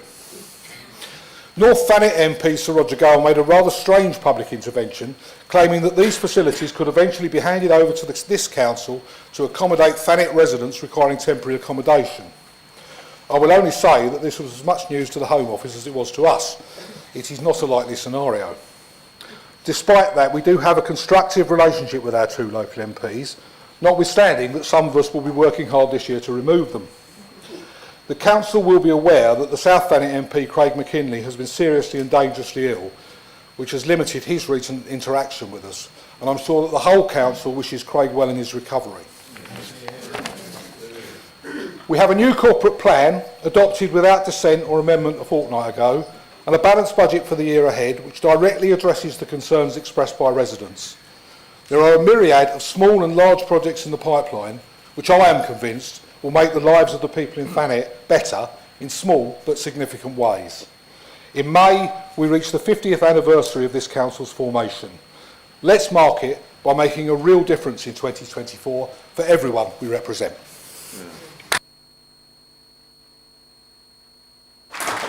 Thank you. I'll call upon, where are we? Councillor Pugh. Of course, it's Councillor Pugh. Thank you, Chair. Sorry, I was starting to forget that you'd forgotten about me by then. I first would like to thank the Leader for sharing with me his report ahead of this meeting. I share the Leader's thoughts on the conclusion to the long-running use of the port of Ramsgate by a group of travellers. The Leader refers to the need to find a longer-term solution for travellers and gypsies to stop in Thanet, and he is by now aware of the strength of feeling from the local community over concerns to use agricultural land in Garlinge. This Labour administration can point fingers if they wish, but the former Conservative administration is more than happy to confirm again, as we have done repeatedly, that the Shot and Dane site was one of a number of sites that we considered, that it was not our preferred option. Funding was applied as our preferred site was deemed unsuitable, and the deadline was incredibly tight. But as the Leader talks about transparency and honesty, I would like to ask him why his administration chose to not adopt the recommendations of the Overview and Scrutiny Committee, nor to commit to our suggestion to consult on multiple potential sites, as it has already been claimed more than one site. The Leader has referenced the cyber incident that caused TDC to shut down our computer systems, and I welcome the news that a CAG will now be, Cabinet Advisory Group will now be established. Considering that all systems were down, including the planning portal, and that we have a number of large plan applications that will potentially be coming forward to the planning committee within the coming months, and considering, I know from my own experience of the large 1600 home Birchington plan application, that there are still statutory consultees that are yet to respond. Does the Leader agree with me that we should consider delaying any of these large applications coming to committee to ensure that councillors and residents have the time to further review planning documents? I welcome the news that the Equalities CAG will now be set up. It is vital that this is set up as soon as possible. I would like to reiterate the Leader's remarks on the Holocaust Memorial Day ceremony at the Thanet and District Reform Synagogue that we and other councillors attended on the 27th of January. It was an incredibly moving service, and it should be a reminder to all of us that we can't allow atrocities to take place wherever they may happen in the world. I welcome the Leader's comments on the regeneration projects in Margate and Ramsgate, and I hope that the Leader will tonight pledge this administration's support for the Thanet fishermen, as they are a vital part of our community. And I thank the Leader for allowing a member of the Shadow Cabinet to attend the meeting that was organised with the fishermen. We do appreciate that. The Leader mentions the costs of works to the port, and I concede and admit that they are staggering. And so I ask that will he commit to TDC not spending any of the levelling up funding to complete these extensive works on the port until an operator has been secured or at the least identified, so that we can understand what their needs are. It is disappointing that Dreamland will not take forward the £4 million allocation of funding from the town deal, but I support the Leader's ambition that this funding should now be spent on the Windsor Gardens to enhance the offer of an operator on a long lease. The Leader refers to the potential migrant removal centre at Manston, and I know that Sir Roger Gale is liaising with the Home Secretary on this, and I'm sure that Roger Gale will update the Leader of the Council in due course on his progress with that. I welcome the Leader's kind words about our hard-working MPs. It just goes to show how lucky we are to have two Conservative MPs representing Thanet, and long may that continue. particularly, Chair, considering the alternative is Keir Starmer in number 10. Many can claim that his policies are Tory light. I'm not particularly sure what his policies are. I think he's just trying to not be as unpopular as us in the polls at the moment. That seems to be his strategy. But what I would say is that, I suppose anyone's better than the chap that was in before as leader of the Labour Party. I too welcome the news that TDC will be reaching 50 in May. Although not from my own experience, as I haven't lived that long yet, I did celebrate my mother-in-law's 60th at the weekend. And I know that both the council and my mother-in-law are incredibly young at heart. Thank you. Thank you. Councillor Pugh, I call upon the leader to respond. Well, I would advise Councillor Pugh not to talk about national political leaders in this chamber. I mean, I think the council could well reflect on some of the people who've been put into 10 Downing Street by the Conservative Party in the last few years, and I think you should have the humility to be embarrassed that those people ever headed up your party, because I don't think some of them were serious politicians in any shape or form. We all have our challenges in political leadership from time to time. We understand that. In terms of Shottendane Road, absolutely. There is going to be a consultation, and we want to hear from residents who would be affected if this use was taken forward. We're a long way from taking it forward. We're not in a position to bring forward plans for multiple sites. I think I've explained my thinking on why I don't think consulting on sites that we can't use is necessarily sensible. Councillor Pugh's transparency is limited because he doesn't actually tell us what their preferred site was. He doesn't actually tell us where Shottendane Road came in their ranking, and he doesn't actually tell us what he did with his preferred site, that it's no longer available.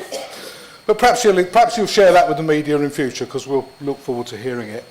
Yeah, I think in terms of the fishermen and the winter gardens, I've made my point. And in terms of the port, absolutely, I think we share the position that this council cannot commit significant levelling up funds without commitments in terms of the port being used and a proper arrangement in place. So whatever figures are being bandied around, they have to be seen in the context of the need to secure a deal, which we can understand will not constitute a waste of money for the government or Thanet District Council. I think we're absolutely on the same page about that, as indeed we have been on the port project for a long time, at least on the front benches. Right. I call upon Councillor Garner to comment or ask questions in relationship to the leader's report. Thank you, Chair. Firstly, as usual, thanks to the leader for early sight of his report to give me a chance to prepare this response. We agree and have always said that the port was never a good place for anyone to live. Since the travellers were moved there 2.5 years ago, the 3 ward councillors, Austin, Wing and Ara, have worked hard together to support each of the families, and I'm sure they are extremely grateful to the housing team, especially to Councillor Whitehead, for their help in resolving the situation. The root cause of this situation is indeed that we have been neglecting our duty as a council to provide a permanent site for gypsies and travellers to use, resulting in incursions which do not help anyone. I hope we all agree that we need to find and provide a permanent site in Thanet. So while we do welcome the consultation on the potential use of land off Shottendane Road, because it's important that the wider issues you mentioned about the future of the whole of that site, that's the whole of that site, are dealt with and made public. If this really is the only site available, then I also think it's important that all the previous discussions and decisions that you've mentioned about other potential sites are made public, so that we can all see the reasons behind those decisions. All difficult decisions are best made in public for all to see. We share your concerns in relation to the government's proposed plans to establish a secure migrants removal centre at Manston, and the lack of information being provided by the government on those plans. I suppose it is a bit much to expect any clarity from them this side of an election, and I expect they'll continue to denigrate those who arrive here seeking asylum, many of whom have suffered persecution and hardship in their countries of origin and undergone many hardships to get here, without any meaningful plan to deal with the situation. We cannot help but contrast the contempt with which asylum seekers are treated with the facilities the government has rightly supported us in offering to our Ukrainian residents, especially as this week marks 2 years since the Russian invasion of Ukraine. We offer our sympathy and solidarity to all our Ukrainian residents in Thanet and those resisting in Ukraine. We've welcomed the recent updates on both the Ramsgate and Margate regeneration projects, and I have to say that my two Ramsgate colleagues have spoken highly about the recent meeting for stakeholders held in the new TDC building in George Street. It's very encouraging also to hear that there are possibilities for us to work with the Thanet Fishermen's Association after all, and we want to thank the leader for his personal intervention here. We're much encouraged by the plans for highway improvements around the harbour, which we believe must focus on a pedestrian-friendly environment around the harbour, and the new town square in the Pier Yard, an expanded Newington Community Centre, and the Green Campus, which offers such encouraging possibilities for jobs and training for adults and young children. Probably many more decent jobs with prospects for the 21st century than a certain other mothballed brownfield facility near Manston Village could offer. A site which could, with a bit of imagination, have offered an alternative for not just the Travellers and Gypsies site, but also for a large number of the houses which were mentioned, which are now planned for our prime agricultural land adjacent to Westgate, Garland and Birchington. Staying with the Ramsgate regeneration, we do, as you're aware, have a number of concerns about the plans for the port and the amount of money we expect to be spending on it. We were encouraged to hear mention over the scrutiny last week of a possible environmental impact assessment in Ramsgate of the resumption of ferry traffic, which we feel is a minimum that will be required. But more fundamentally, we still don't understand how any operator expects to attract ferries to a port that can only accommodate shallow draft vessels, of which there are very few still operational in the world.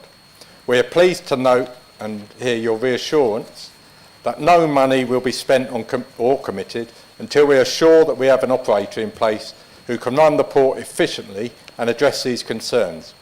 But we remain worried about both the short-term spend and the long-term commitments this council may be liable for.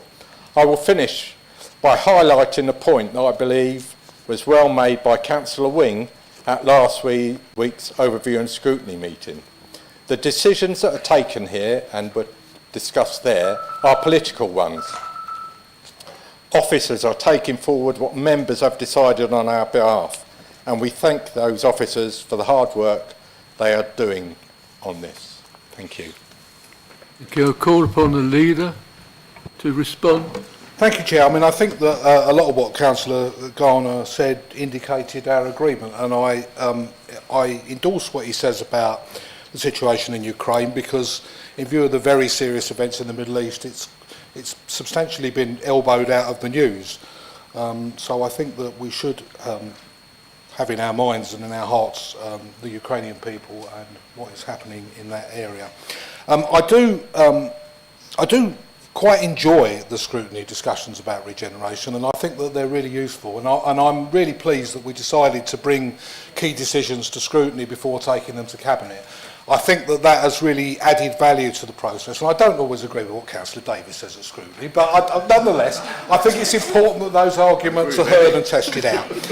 And I will say, in respect of the vessels that can use the port, we have invited expressions of interest from operators on the basis of the port as it is, knowing how the port has been used in the past and knowing how the port can be used in the future. I think it's reasonable to assume that the very substantial entities who we have been talking to understand the Port of Ramsgate and what it can and can't be. I'm not decrying Councillor Davis's expertise, but I think we should show them a bit of respect and anticipate that they understand what they're talking about. And that's the basis on which we're going forward. But as you say, it will be some time before we've got the final information, but we are committed not to commit large sums of money without understanding what the prospects are. I think that's all I've got to say in response. Thanks. Thank you, Councillor Garner. Thank you. Councillor Warrow decided not to attend, so we'll move on.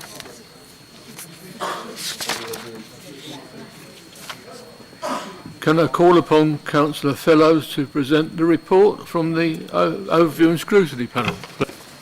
Thank you, Mr. Chairman. I'll try and keep it short as it's been another long meeting. although members of scrutiny are used to long meetings. My full report has been circulated to all members in this evening's agenda pack. I'd just like to add, we have a current scrutiny review looking at the negative impacts of tourism on Thanet, led by Councillor Britcher, which has nearly concluded, and we look forward to the report in the next week or so, and the report and recommendations will go to Cabinet in due course. I'd just like to say we're very open at scrutiny, and we invite and encourage all members to come along and ask questions on any agenda item that we cover. Also, if any member has a subject they wish us to discuss or have scrutinised, then please get in touch with me, and we're happy to look at adding it to a future agenda. We cover a wide range of topics at scrutiny, from the purchase of new social housing right through to how we replace broken bin lids, as Councillor Olben would testify. I'm happy to take any questions or comments. Thank you, Chair. Thank you. Do councillors have any comments? No? Right, thank you. Agenda item 11, Treasury, you've all been waiting for this. Treasury Management Strategy and Annual Investment Strategy 2024/25. I call upon Councillor Yates. Thank you, Chair. This report is required in accordance with the SIPFA Code of Conduct on Code of Practice on Treasury Management. Covers our capital spending and financing plans and its Treasury strategy backed by prudential indicators and limits. The report also presents for approval the Council's minimum revenue provision policy, capital strategy, investment strategy and non-Treasury investments report for the next financial year. As highlighted previously, following the net zero declaration, we have begun investing in funds that bring fixed returns whilst investing in green energy. A draft copy of this report was considered by the Governance and Audit Committee on the 29th of November 2023 and by Cabinet on the 11th of January 2023. Therefore, I move the recommendations. Thank you. Can I have a seconder? Do councillors agree? Right, thank you. Agenda item 12, 2024/28, medium-term financial strategy. Would councillors please refer to the supplementary agenda 1 and 2? Due to our omission, the flexible use of capital receipts policy was not appended to the MTF report for approval by the Council. So currently the report refers to just Annex 1, but should also include said document in Annex 2 for approval. Can I call upon Councillor Yates? Thank you, Chair. That's correct. The medium-term financial strategy provides an integrated view of the whole of the Council's finances, and this was previously presented to Cabinet in January. This report covers the general fund revenue and capital budgets, along with the HRA revenue and capital budgets, setting out its strategic approach to these, risks to be managed and the policies to be applied over the period 2024 to 2028. Clearly, there's a great uncertainty as to what form local government finance will take over the medium term, let alone the shape of the macroeconomic environment. Nonetheless, the Council continues to prudently identify longer-term budget savings, which can be implemented if and when they're necessary to close the forecast budget gaps as presented within the report. I move the recommendations. Do councillors agree? No, sorry, I'm cutting ahead. Have a seconder. Councillor Olben and then Olben. Scobie Monster. Councillor Scobie, you want to say something? Yeah, at risk of making myself the most unpopular person in the chamber 2.5 hours into a meeting and wanting to talk about reserves, I do in fact want to talk about reserves. I apologise, colleagues. But if not us, who, and if not when, now, you know. The point I wanted to make, and there's never really a good time to talk about these financial reports, they're always at the end of meetings when we've had lots of discussion. But one of the things that's troubled me, particularly when we had the budget debate a couple of weeks ago and in discussions, is around how we frame reserves. More reserves is good, less reserves is bad. And I don't think that's strictly true, because at some point, logically, we're going to have too much reserves. And I think there is a very key argument, which is that if we're not using that money for purposes, I think everybody in their ward and everyone in the community can think of things that we could be spending that money on. And I think one of the points I just wanted to make was that primarily we have reserves for 3 reasons, I think. One is for investment or for holding funds, and that's important. One is for requirement because of law, and one is because we are balancing risk. And I think the discussion around the reserves and how it is framed in the medium-term financial strategy needs to be what is the balance between having enough money to cover those risks, those investments, and to meet our legal requirements, and how can we use that money to invest in the community? As I think we said at the budget the last couple of weeks ago, from our perspective, we think we've got that balance right, but I do think everybody needs to frame the debate here about making sure that those reserves are at the right level and that we are using any excess money properly to invest in our communities and potentially create new revenue strategies. Thank you.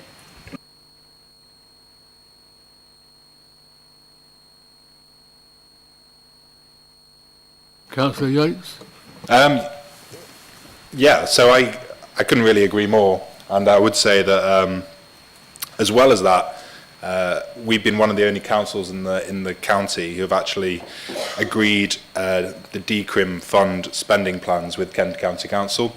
So as well as squeezing money from the budget, looking at our reserves, which are currently at the highest they've been in for the last decade, we've also been looking at the DCRIM and making plans so that we can spend money in our community using that. Thank you. Right, thank you. Do councillors agree? Thank you. Agenda item 13, council tax resolution report. Would councillors please refer to supplement agenda 3? I would advise that in accordance with the council procedure rule 17.6, I will call for a recorded vote.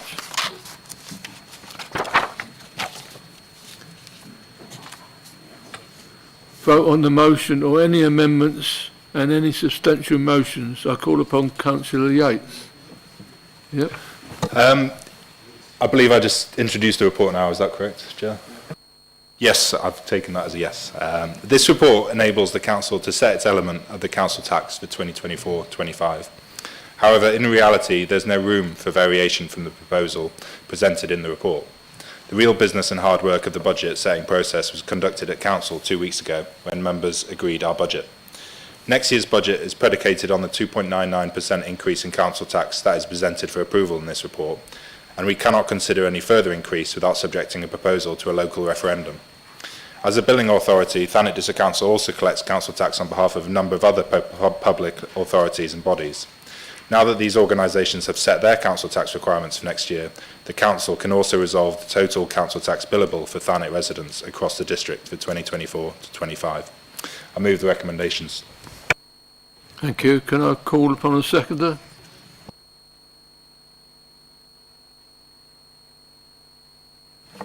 I instruct the head of legal and monitoring officer to conduct a recorded vote. Thank you, Chair. Councillor Alban? 4. Thank you. Councillor Ara? 4. Thank you. Councillor Austin? 4. Thank you. Councillor Bambridge? Yes. Thank you. Councillor Bayford? Again. Thank you. Councillor Boyd? 4. Thank you. Councillor Joanne Bright? 4. Thank you. Councillor Christian Bright? 4. Thank you. Councillor Leo Britcher? 4. Thank you. Councillor Helen Crittenden? 4. Thank you. Councillor Alan Curry? 4. Thanks. Councillor John Davis? Again. Thank you. Councillor Emma Dawson? Sorry, was that against? Yes. Thank you. Councillor David Donaldson? 4. Thank you. Councillor Ruth Duckworth? 4. Thank you. Councillor John Edwards? 4. Thank you. Councillor Rick Everett? 4. Thank you. Councillor Rupa Faruqi? 4. Thank you. Councillor Phil Fellows? Against. Thank you. Councillor Mike Garner? 4. Thank you. Councillor David Green? 4. Thank you. Councillor Karina Huxley? 4. Thanks. Councillor Heather Keane? 4. Thank you. Councillor George Cupp? Against. Thank you. Councillor Pat Mackinson? 4. Thank you. Councillor Barry Manners? Thank you. Councillor Jenny Matterface? 4. Thank you. Councillor Pat Moore? 4. Thanks. Councillor Paul Moore? Against. Thank you. Councillor Alan Munns? 4. Thank you. Councillor John Nichols? Against. Thank you. Councillor Anne Mary Nixie? 4. Thank you. Councillor Tony Ovenden? 4. Thanks. Councillor Deborah Owen-Hughes? 4. Thank you. Councillor Jack Packman? 4. Thank you. Councillor Katie Pope? 4. Thank you. Councillor Kevin Pressland? 4. Thank you. Councillor Rhys Pugh? Abstain. Sorry, against. As against? Thank you. Councillor Mark Rattigan? Thank you. Councillor Brenda Rogers? Thank you. Councillor Harry Scobie? Thanks. Councillor Will Scobie? Thank you. Councillor Matthew Scott? Not here. All right. Councillor Abby Smith? Thanks. Councillor Cedric Towning? Thank you. Councillor Helen Whitehead? Thank you. Councillor Becky Wing? Thank you. Councillor Linda Wright? Thanks. And Councillor Rob Yates? 4. Thank you.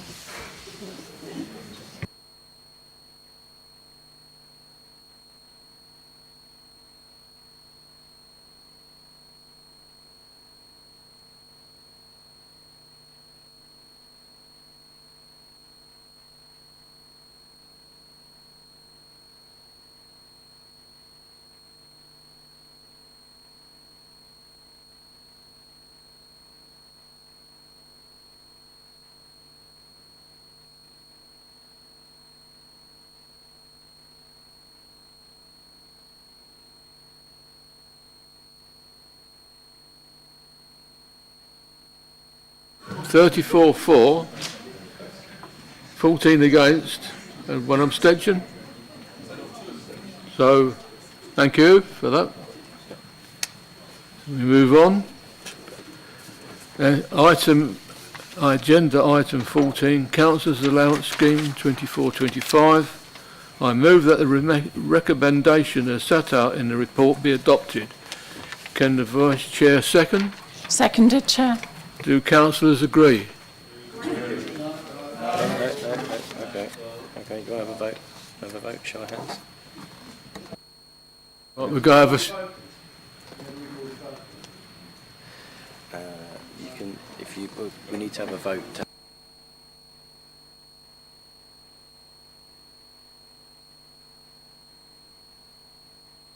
Those in favour, all those, should you have a show of hands about the recorded vote? Right. Show of hands on those that want a recorded vote. Just order. Right. You can't hear me? Oh, I see. You was being facetious. Right. So we're having the vote if we want a recorded vote. So those in, no. So. It's not clear, so can you raise your hands for a recorded vote? So it's over this lot over here. 1, 2, 3. Yes. 1, 2, 3, 4, 5, 6. And if you lose, you don't get one.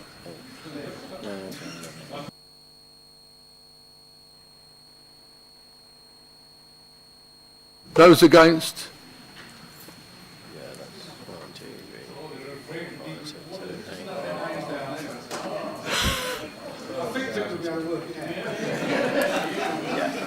That's lost. Right, that's lost. Thank you very much. So, do we want to have a show of hands for the actual? So, do you want a show of hands for the actual motion? Yeah. So, yeah. Those in favour then? Those in favour? Yes.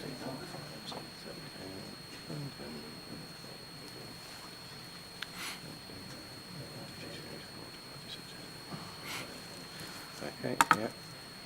And those against? Right, those against. 1, 2, 3, 4, 5, And 6, 7, 8, 9, 10, 11, 12, 13, 14. Any abstentions? any abstentions? Right, that's passed then.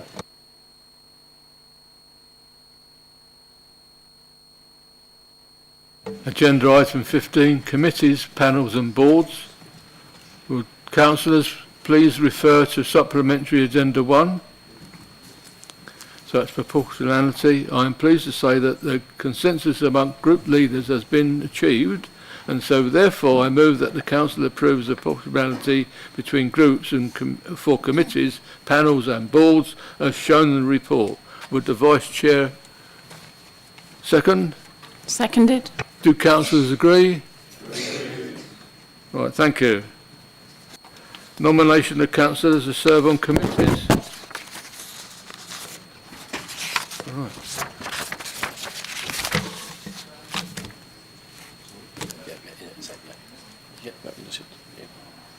Right, group leaders may take the opportunity to advise of changes to their nominations to committees, panels and boards for the remainder of 2024 to 25.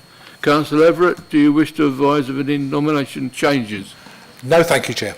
Right. Councillor Pugh. I do, Chair. Thank you. I'll be very quick. Councillor Towning will no longer be on the licensing board, and Councillor John Davis will move from a reserve to a full member of the Governance and Audit Committee. Thank you. Thank you. Councillor Gardner, do you wish to advise of nomination changes? No? I missed that. We won't ask Councillor Warrow's not here. Agenda item 16, representation of charities, Ramsgate charities. Would councillors please note the agenda? Item 16, representation of Ramsgate charities will be deferred to a future meeting of council. Did somebody say something? No? Good decision. Yes, right. Agenda item 17, calendar of meetings 2024 to 27. Would members please note the following changes to the calendar? Thursday the 14th of March 2024, meeting of Cabinet. Thursday the 21st of March 2024, meeting of Joint Transportation Board. Thursday 18th of April 2024, meeting of Overview and Scrutiny Panel. The meeting of Tuesday the 16th of April 2024, Overview and Scrutiny Panel, was to be removed from the calendar. I move that the recommendations are set out in the report are adopted. Would the Vice Chairman please second? The Vice Chair will second. Right. Do members agree? Right, thank you.